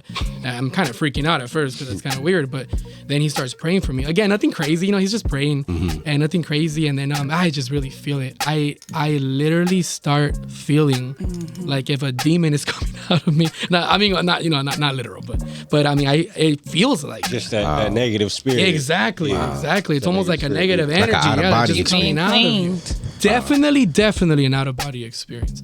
And I just feel good. And I remember I'm able to breathe. Like, as corny as that sounds, but it was real. I felt like I could breathe. And then at the end, and he's mic out. He looks at me and he has a big smile, like if he loves me. And he's like, how do you feel, man? And I was like, I just feel like I can breathe. I don't know what's happening, but I feel like I can breathe. And then he was like, hope you're cool with it, man, but I want to give you a hug. And I was like, And then I still wasn't like that, but I was like, all right. And then I just got kind of hug him, but it felt kind of good. And then he whispered in my ear and he's like, you're going to be okay, brother. He's like, I know it. Wow. And then after all that was it. I leave the place and I'm feeling great. And in that retreat at the end, I go back to another one, but it was more a men's retreat because I don't belong in a youth retreat. I go to a men's one. So I go to a men's retreat. They invite me and I'm like, yeah, I want to go. Because I remember it was really good the last one I went. Now I want to see how it is like just, pure men. I go and it was awesome. Seen a lot of people that similar paths with me, a lot of gangbangers, a lot of people, drug addicts. So I'm talking to these men. A lot of these are OGs, but it feels really awesome to talk to them and let go, And on that night, they start talking about deliverance from like mental illness and stuff like that. So wow. The same thing happens from when I asked for forgiveness for my father, but now we're into mental illness. 2 times I go, the 2 times is deliverance is about the things that I need deliverance from. So there again, it's not crazy. They're not talking about like if you have cancer right now, you're gonna be free. Like no, not like that, not like that. But they were just the pastor was just praying for people. Actually, I think the guy speaking himself, he had cancer. So he's like, I just believe like I'm at peace, even if I die. Like I'm at peace with just knowing that like. If I die, I still feel like I won. And if I don't die, then I won. So I hear that and that's very powerful for me. And the guy next to me, he already knows what I have because we did a little activity where we had to speak about our problems. He looks at me and he goes, hey brother, and I turn around, he's like this thick gangster dude. And he's like, just say it with your mouth that you're leaving your anxiety disorder right here in the mountain. Because we were up there in Twin Peaks in the mountain. And I'm like, huh? And then he was like, just say it. Just say that you're leaving here. Just like prophesy it. Just say it, man. Say it. And I'm like, all right. And then the guy starts praying, and then I just start praying those words. Like, I feel that I'm gonna leave this here. Like I feel it. And I started praying it. And I got this overwhelming joy that I just knew. I put my drug addiction there. I threw everything there. Like I just threw it, and I was like, I just believe I'm gonna be better after this. I believe it. I'm believing it. Whatever. After that, it ended. I felt good. After that, I never had an anxiety attack again. Nice. Right then. Hey, wow. Shut up. I'm into it. So there's a little more to it though. So how long ago was that? How long ago? That was in 2018, and I got another test, so to speak, and it came back to me on 2020. So it's been 3 years that you've had. It was 3 years that I was free from anything. That's good. Yeah, and you got to understand, like when I first had it, it was 24/7. That's good. Like when you get an attack, that's its own thing. But then besides the attack, you also your nerves are always jumpy. You're always jumpy. Yeah. You're jumpy like if you're nervous going to the doctors, but it's 24/7. Like PTSD. Yeah. Wow. Your mind is always racing, telling you that you're gonna die. Jesus. Like if I were to have it right now, I would be thinking like it's an enclosed structure. I'm gonna die. I'm gonna. There's lack of oxygen. Like stupid things like that, and it sounds dumb, but not when you have anxiety. Yeah, nah. Like it really breathes. Like, it's real. It tells you. It's like tricking yourself. Exactly. That's exactly what it is. It tricks you into it. So you can be open in the middle of nowhere with fresh air, and you'll find ways. Your brain finds ways to tell you that you're gonna die right then and there, and you freak out. So that's 24/7. So those 3 years, man, it came back, and it didn't come back in the same way. But I stopped taking medicine. So in my position, I learned that you have to take it for at least a good amount of years, and then you can slowly wean. But your brain needs more than 2 to 3 years of medicine. Yeah. Then you can wean up. So you just like killed the medicine. Yes. Like, gotcha. I learned that the hard way. It came back. It came back in a different way. It wasn't 24/7 anymore, anxiety attacks. It was a brain fog type of feel now. So that's what I still get now, but extremely rarely. Because the medicine helps a lot. Crazy. And thank God. But that's kind of how it is now. But it's once in a while. But when it does, I dominate it. And that's what I love. Like you whoop that ass. Hell yeah. Nah, you do. That's what I'm talking about. Like that shit. Now, No, go ahead. I was just gonna say, like, I'll be at work, I'll start feeling it. Brain fog. I feel like I'm gonna black out. And out of nowhere, what I learned to beat it, it's like it always makes you feel like you're gonna black out. And I never black out. Like my mom always tells me, have you blacked out? No, I haven't. She's like, there you go. See, that's like, real. Thank you, Breathe mama. real deep. So yeah. So then what I do is that if I black out, what's the worst that happens? I black out. Okay, if I hit my head, all right, I'll go to my friends will take me to the ER, my coworkers. What's the second worst that can happen? I die. okay, I die. Like, you know, I know my wife's going to be taken care of. I know my kids. It's not thinking morbidly. It's not allowing death to even be a fear. Exactly. So now you don't have any fear. Yeah. So now you're telling anxiety, it's kind of like the end of 8 Mile when he talked all the crap about himself and he's like, what do you have to say about What do you me have now? to say? Yeah. It's kind of the same thing for me with anxiety. It's kind of like, I kind of tell it, there's nothing you can do now to defeat me. Wow. And if it's brain fog, hey, that's cool, man. Sometimes I'm working out and I feel it and I just work out even harder and then it goes away. And there you go, I defeated it. Wow, that's I dope. changed my life. I did say I was 250 pounds back then. I started getting really into working out, cardio. I lost a lot of weight. That made me feel even better. Health-wise, it made me feel really good. And then, so that's really been my journey with anxiety and depression. So tell us, man, like, and for the people that's listening, what's your formula, man, to not going back to the drugs or not like allowing that anger about your father? Because I know we was talking on break about moms telling you more in-depth stuff. Yeah, so my mom is really spiritual. Like, she's really into like church and God, and you know, she's really spiritual. But I've learned a lot from her, and I am too. I'm not saying it's only her. I am too. I do consider myself pretty spiritual.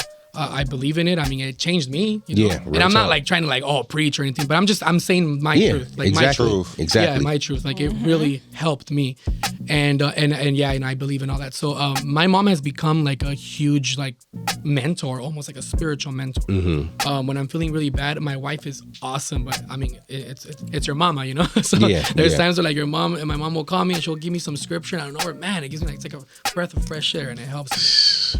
It's just staying truth to my faith, that I believe that I'm good. I believe God's got my back, and that faith puts a lot of strength in my head.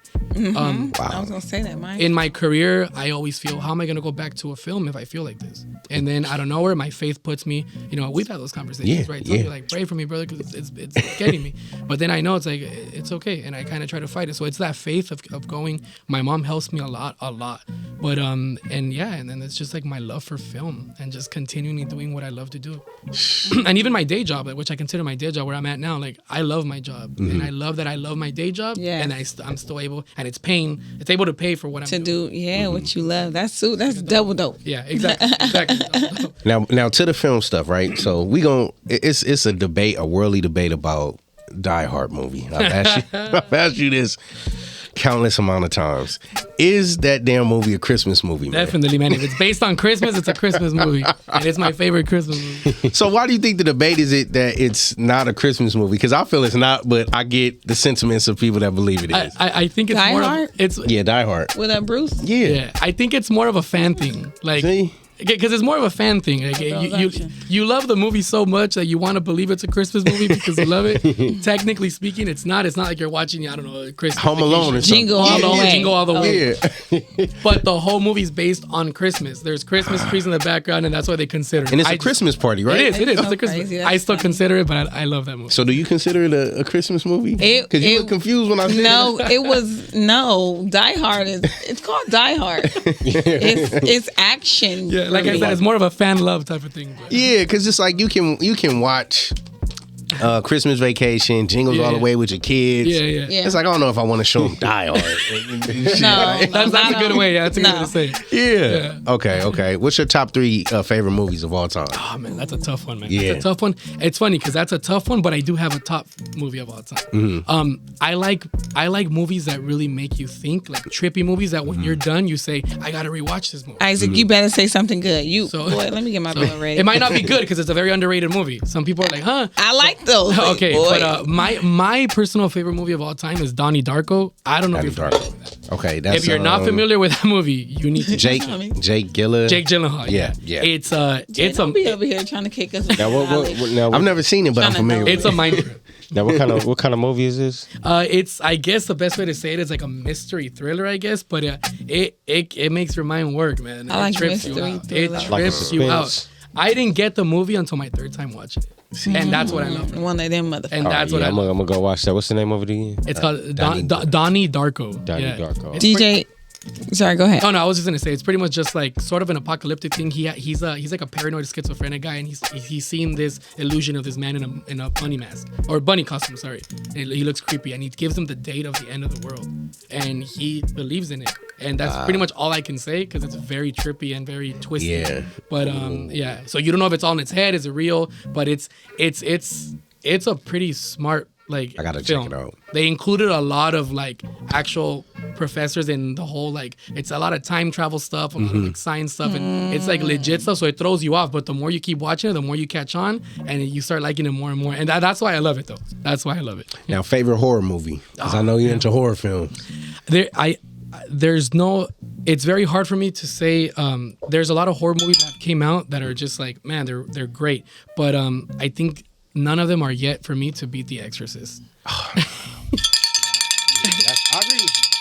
Exorcist, yeah. The reason why though? What about Candyman? That is good. Candyman is good, man. That's an original. The original one, not the remake. Yeah, not the remake. I'm not saying the remake was bad. I'm just saying not the original was so great. I'm saying the remake was horrible. I haven't seen it, so I don't know. Yeah. I'm scared to watch it because I love originals. I love originals, yeah. But I like The Exorcist due to just the nature of the film. Yeah. They were like ballsy enough to bring out this film in 1971 where people were not and it's insane. Like it's stuff that you see it now, it still scares the hell out of you, and they don't use any computer effects, and it's some disturbing ass imagery that you can't even the language the blasphemous language too, and it's like they didn't have that back then, so it really shook like the world, not just like you know a certain section, and it just what it managed to do. It's more like my respects to that film. And they said Linda Blair, man, she had to see a psychiatrist after that. Linda Blair was jacked for many years because she was only 12. She was only 12, and they put her through some crazy stuff. So she never acted again. She did like there was a parody movie called like Possession or something, and it was a parody movie of The Exorcist. She did that, and I forgot what else. She did another movie, I think, where she was kidnapped or something. Something like that, yeah. But they were very like B movies. Yeah. So let me ask y'all, like, because we got children. Would y'all let y'all children do a movie like that? Do a movie or watch it? No, like do a movie, like act in that role of, like with Linda Blair. I gotta hear y'all first. Don't look over here, Jay. I gotta hear y'all if y'all first. Said Linda Blair went through all that, especially you, because we have daughters and we direct, we write. So I'm like, ugh. I feel, man, that's a tough one. Maybe not to that capacity. No for me. I'm with that. I feel like to that capacity, she could be in the Bratz movie. Okay, something like that. Yeah, but maybe to that capacity, no. Like Baby Genius, something, you know, that's she can probably even be all about the Benjamins. But you talking about Bow Wow part? Little son PG, exactly. Got not you. the little ladies in the market. Got you.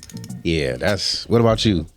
Nah, hell no. Nah, just a nah. Yeah, nah. If she went through all that trauma after that movie, it's a no. Not worth it. It's a no-brainer. Yeah, it's not worth it. Certain movies like that, man, you opening doors, man. That's true. That is true though. I believe that. And that's a lifetime. That's a lifetime worth of like trauma she gotta go through.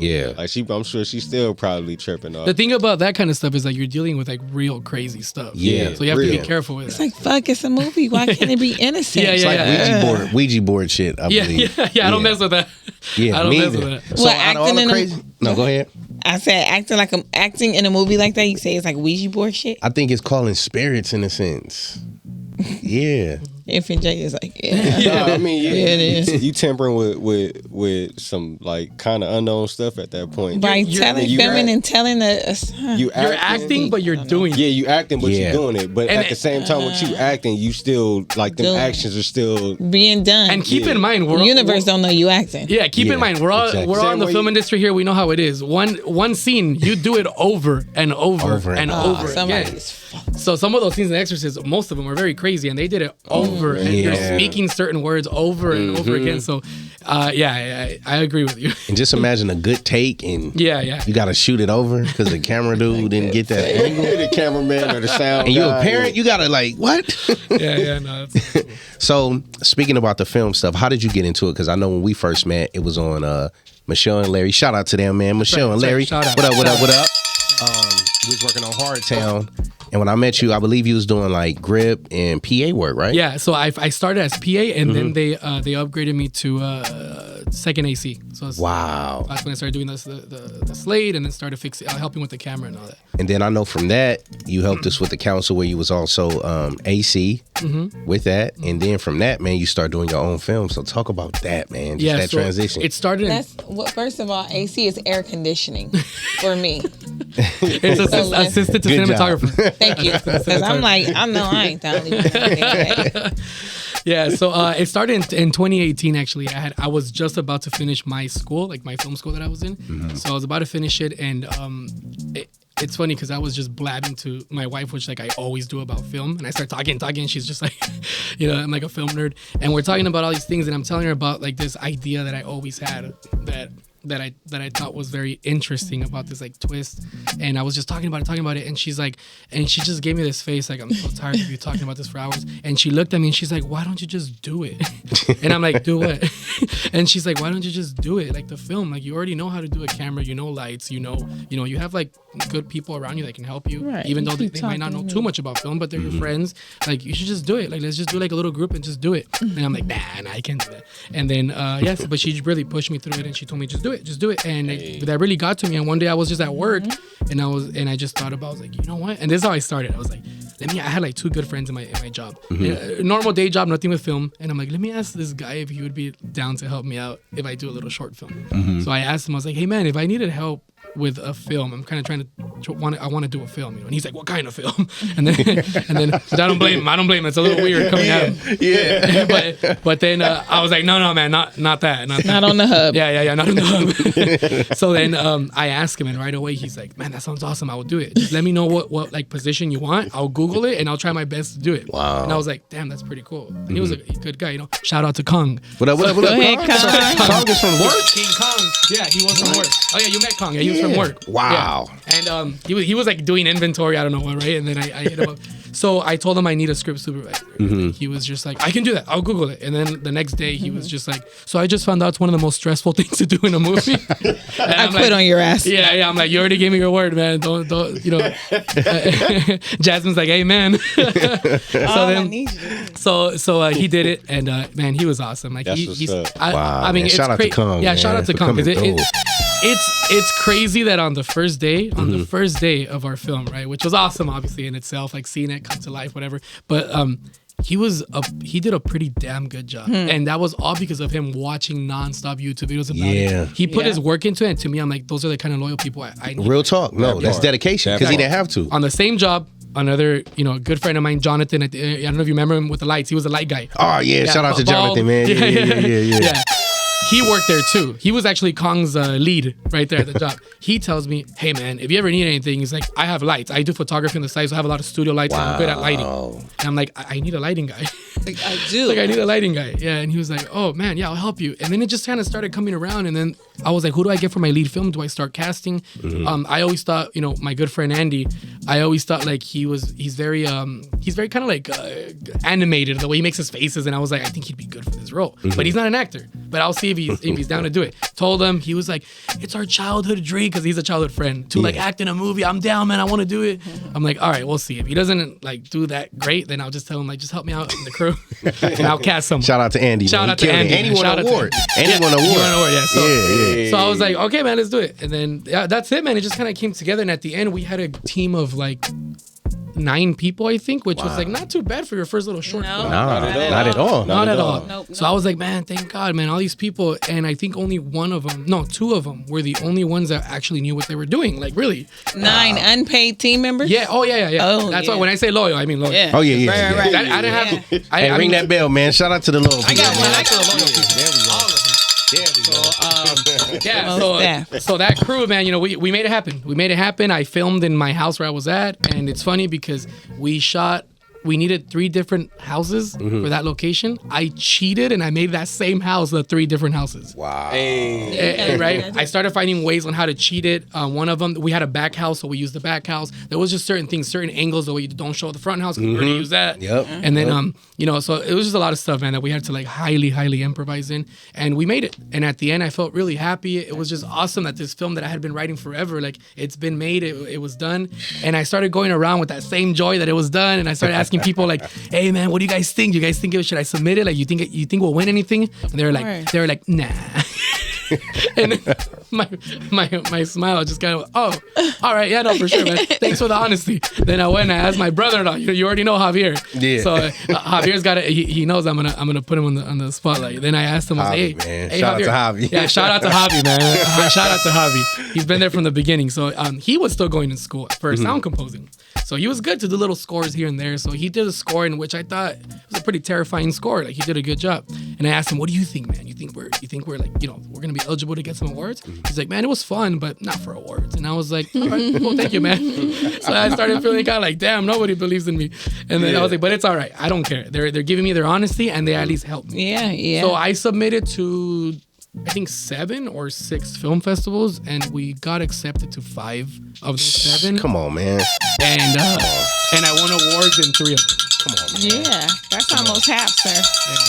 Congratulations. Thank you, man. My first award was original screenplay, and I wrote it, so that felt really good. Hey, yes, that felt man. really that's what's up. So is that when the addiction happened for film? Definitely. Because that was a baby. Yeah. So, yeah. So I already had the passion of it from my mom. I never even said that, but my mom is a big film, passion, like hard film fan, right? So I already had it in my heart. So yeah, that did it. Yeah, that did it. That was like a healthy drug. That was like, I did it, and I was like, man, I can do this again. It's a little pricey, but I can do it again. And then, so just little by little, like I started kind of upgrading things, saving up money. I got a better camera, because we were shooting with an old Canon DSLR. So, we made it work though. But it was an old DSLR. I bought like an okay lens. So yeah, but started upgrading, man. And then what I kind of discovered that I really had in me was writing. So I was like, I want to keep writing. And I just kept writing. And then so those were my scripts. And I just started writing a bunch of scripts. That's what I'm talking about. So talk before we close, man. Matter of fact, we're gonna go to break, then we're gonna come back to conclude it. Patio PolitiCz, my man Isaac, LP, Infant J. Yes, sir. Yes, sir.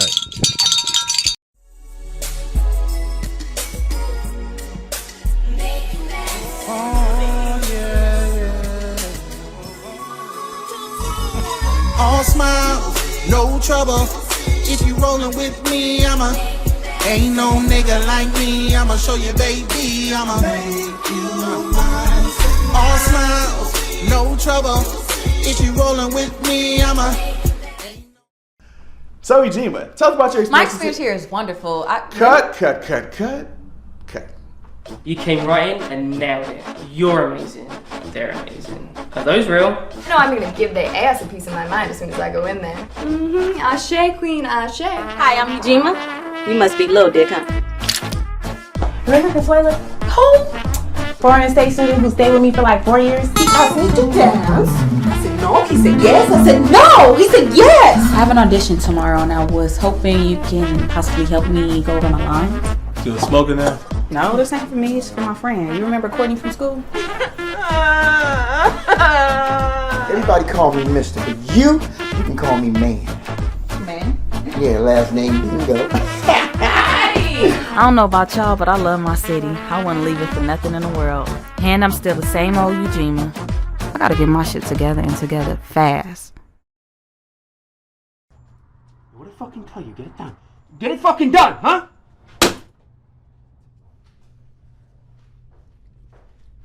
Mr. Cooper. Well, you've been playing your music way too loud. I think it's time you bring it all the way down. Oh yeah, why's that?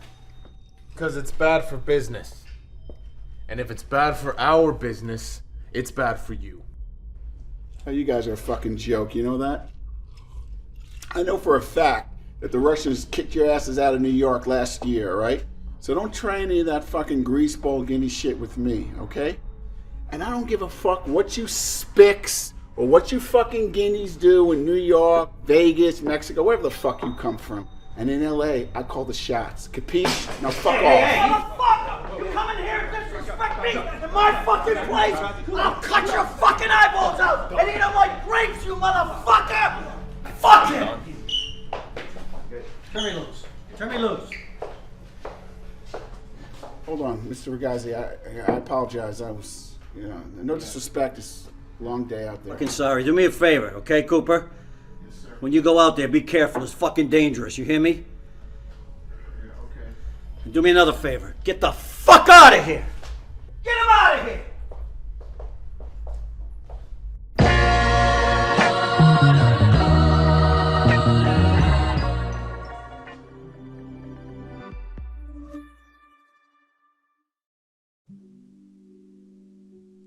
You trust me?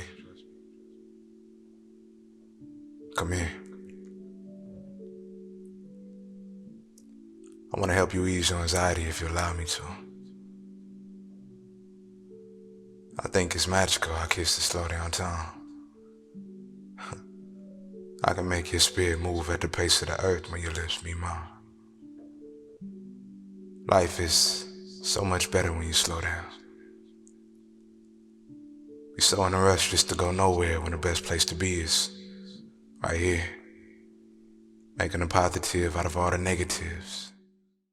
Isaac, man. So last year, I had the pleasure of being casted to be on a feature. That was yours, man. Thank you. But I truly appreciate you. Let's get into that because this is your first feature, right? Yes. Yeah. You wrote it? Yes. And we shot it? Yes. Talk about it. And it was a pleasure for us and for me having you. So man, thank you. All praises, man. But it's all God.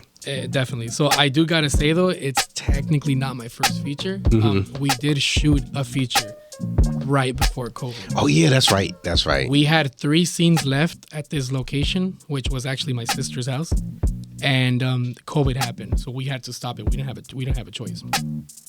In that time of COVID, when we were out, my sister remodeled the entire house. So, I know like with Tyree, we always talk about things that we can switch. You can't really do anything about that. Yeah, when it's remodeled. It was the worst. I mean, not the worst. I mean, it was bad to know that like we have to scrap this film. You can write it in like there's nothing. So yeah, that's what I was gonna ask. She lost her job or she got promoted, and so I do have to kind of put it out there that it's not officially scrapped.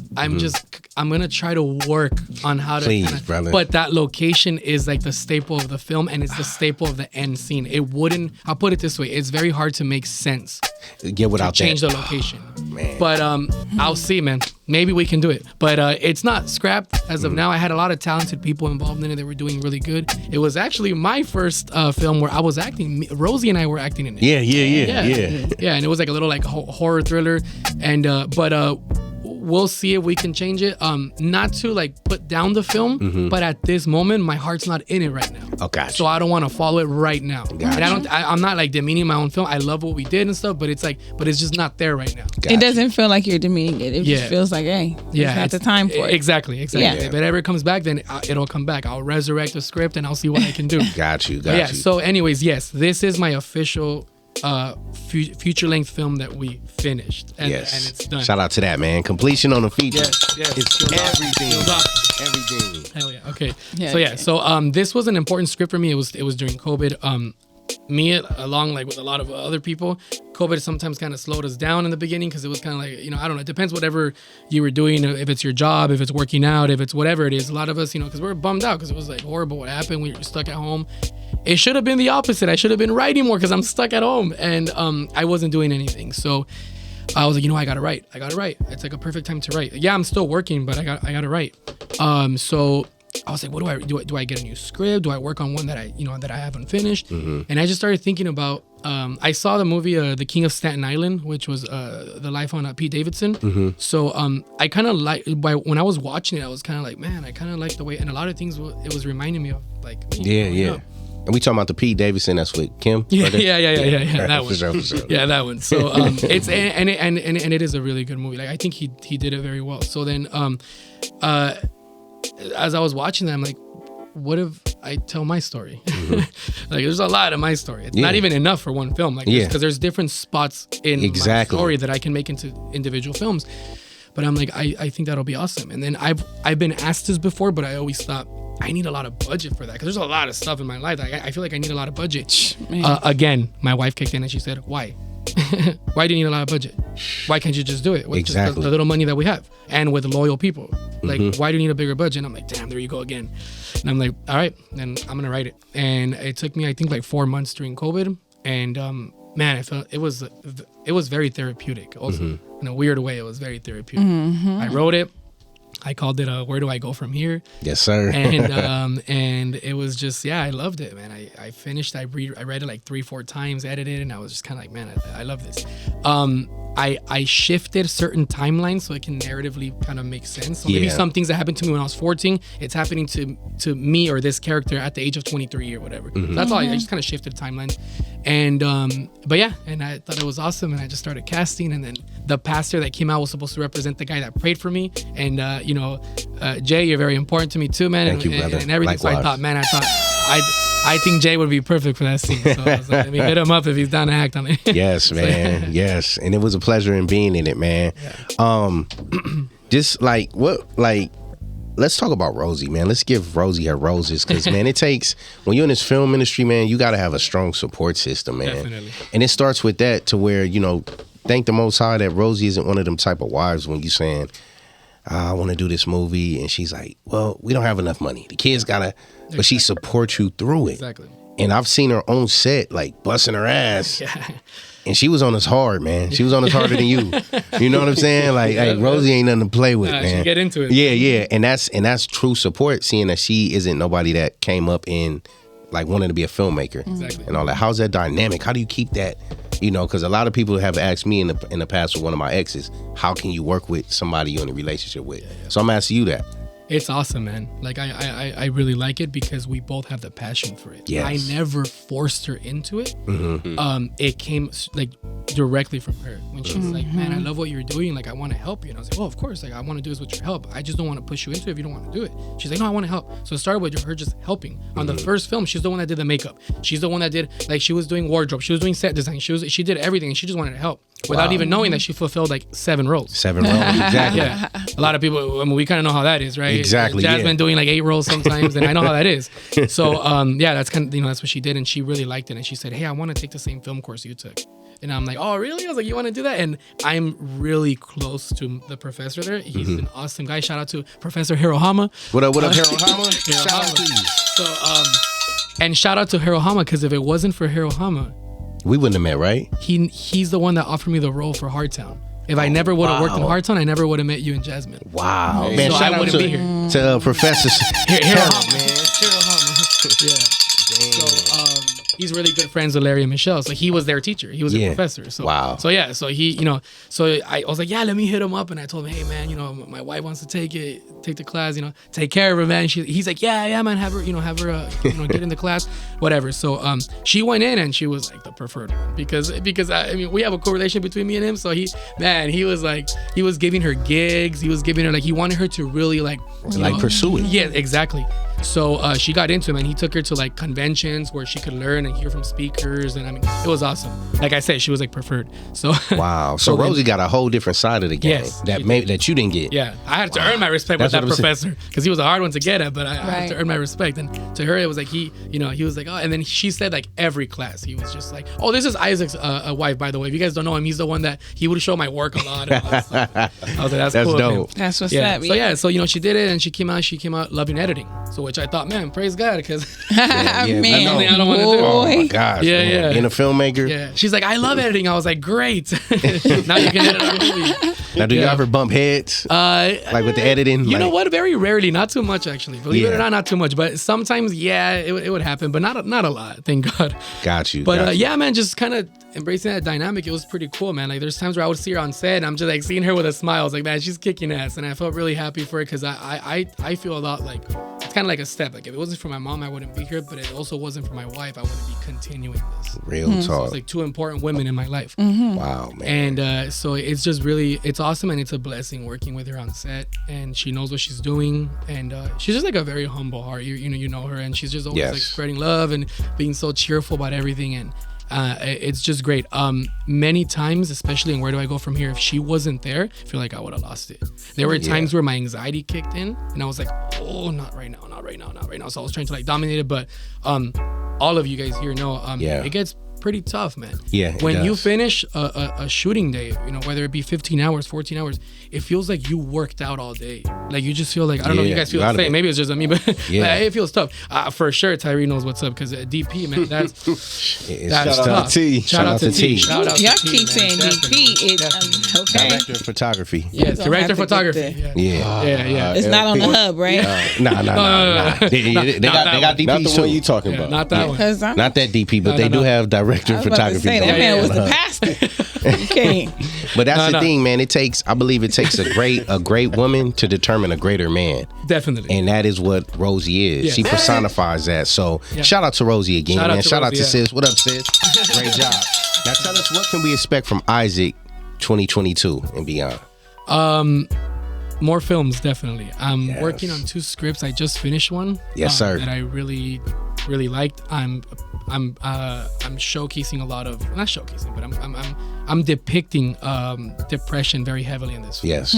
So I put a lot of my heart into it. There's gonna be a female lead in the movie, and a lot of what she goes through in the film is what I went through, and I try to depict it as best as I can. What I feel emotionally or in my head, I'm trying to take it out and kind of show it on screen. So there's gonna be some very powerful scenes, pretty graphic, some gritty scenes, but so it's gonna be kind of like a music-based, not a musical, but a music-based film, Got you. Like A Star Is Born or that kind of style. Got you. It's just her having to stop that due to her son having epilepsy, and her husband leaving her and the kid. So she's trying to come back to it. While there's this one guy here with artist manager, who's trying to find someone that he can work with, and their lives collide, and he starts wanting to bring her back into the singing. And that's just like a little sneak peek. But I wrote that, and that's gonna be my next feature film. Dope. You guys heard it first here. Yes, sir. Yes,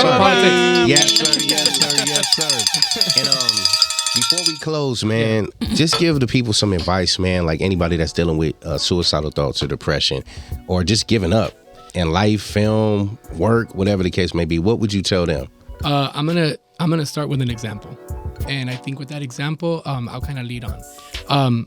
I've never gone to a church, which is where I'm at now. By the way, I stayed at the church where we filmed. Yeah. I fell in love with him, and the pastor was he's a good soul, man. Shout out to Pastor Kevin. What up, Pastor Kevin? That's the one that gave us permission, right? He's the one that opened the church. I never knew him, and he said, the church is yours for the film. And I told him straight, I was like, dude, you don't know me, man. You don't know my team. Like, is there like a way we can kind of, I don't know, you can record if you want. He's like, no, we don't even have cameras. He's like, the church is yours, brother. I support your dream of film, and do it. The church is yours for the whole day. Damn, it's people like that out there. That's exactly what I be looking for places. That's exactly what I do. There's people out there like that, because God's out there like that, man. Shout out to God. Shout out to the Most High. Shout out to God. So, it just made me want to go there, and I told Rosie, hey, let's just try it, because where I was at, I don't know, it was kind of tough, but we tried it, and oh man, he's just such a good soul. He's a good soul. So again, it's a black church. Sorry, it's a black church. No, it's diverse. Got you. Yeah, diverse. But so we started attending, we really liked it. The example I wanted to give to answer your question, JT, he's the only one that I know that comes up to me. He knows what I'm dealing with. How you doing, man? How's it going? Oh, pretty good, Pastor. I'm really good. All right. Walk away, holds my arm, like my arm. Turn around, he's like, okay? Or, And I'm like, not so good. And he's like, come here, brother. Turns around, starts walking with me. And he just wants me to take out my feelings. I was having a pretty tough day, man. I had a few little anxiety at work, and it was just been tough. And he shows a lot of love. Talk. That's my answer. It's very important to be open, and that's also at the same time the hardest thing to do when you're dealing with depression and anxiety. But I guarantee you that's what saved my life, talking and someone talking to me. So my advice is, if you're out there, if you're going through it, if you're not going through it, man, like, it's very important when someone tells you, how are you feeling? Yeah, real talk. what sucks is that there's this like stigma in men that we're like, I don't care. Even if they don't tell me, I'm fine. I'm good. Yeah, but no, you're not. You're really not fine. But you're really not fine. I get it. I was like that too. But that's why I gave you the example of this pastor. Every time he tells me, like, are you sure you're good? It feels, there's something emotional about it that it's like, and I always tell him, I appreciate He care. you. Like, yeah, he's a carer. Yeah, he cares. He'll text me saying, hey man, I thought about you and I just wanted to let you know that I prayed, I was praying last night for you and you're going to be okay. It just feels good. So talk, be open about it. Talk to people. If you have anyone that cares for you, speak. And if you don't, therapy doesn't work for everyone, but if you don't have anybody around you, then try therapy, even if it doesn't work for you. But if you don't have therapy, if you have friends, it's just talk and be open, because the worst thing I ever heard was actually from this podcast, right? The worst thing I heard was a story of this guy. He was crying on that podcast talking about his friend that died, that she was going through depression, and she said, she put out this thing on Facebook. It's my birthday today and I don't want to be alone. And she said, can you guys are invited to a party in my house. If you guys can please come, like I need some people to talk with. Mm-hmm. And no one showed up at her party. This isn't a little girl. We're talking about someone in their late 30s. Right. Yeah. Later on that night, she sent out another text and she said, nobody came. That's fine. Whatever. It's cool. But she's like, can I please get at least one person to come to my house tonight? Like I really need to talk.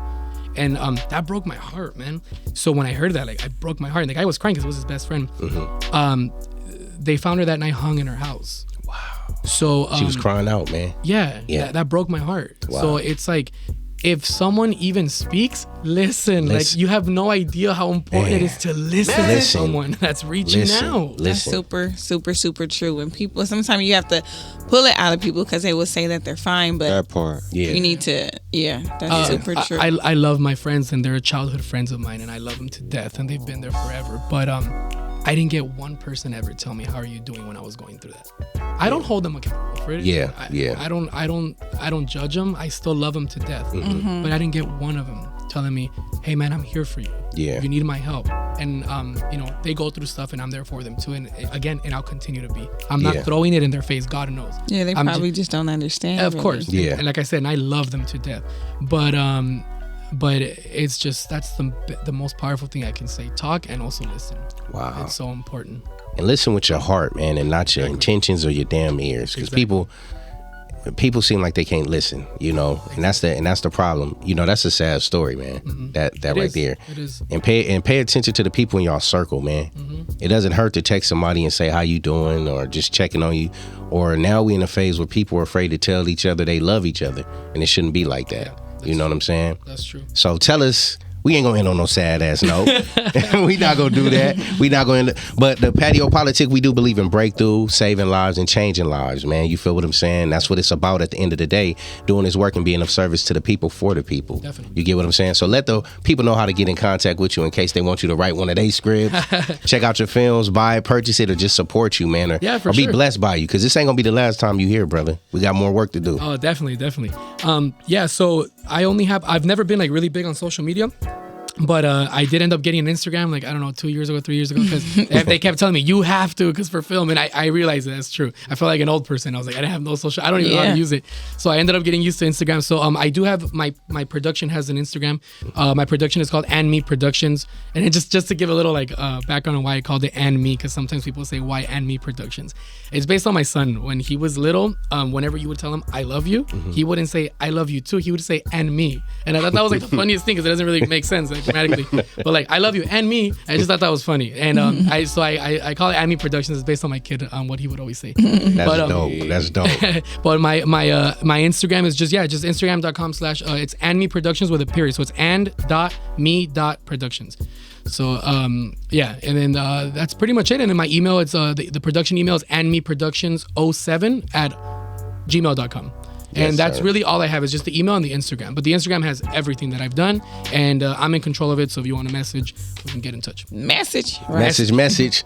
Man, shout out to my brother Isaac, Saldana, man. Thank you so much for coming. Thank you. I love you. We love you. Love you too. I appreciate you more than you ever believed, brother. You are heaven sent. Thank you. LP the host. This was a good one. I really like this one. Nah, I it like was. the energy. Yeah. It was. You didn't save me no crackers. LP the host. They got the flow. Yeah. Talk to me quick. Don't talk to me slick. There you go. DJ F and J. Yeah. And my brother Isaac, man. Thank you. Shout out to Jasmine, Denise. Shout out to Jasmine. And shout out to my man T Mills in the back, man. The DP. Yes, sir. Yeah. Not that one. That's right. It's the Patio PolitiCz, man. We love y'all and we out like this, yeah. We hope you stay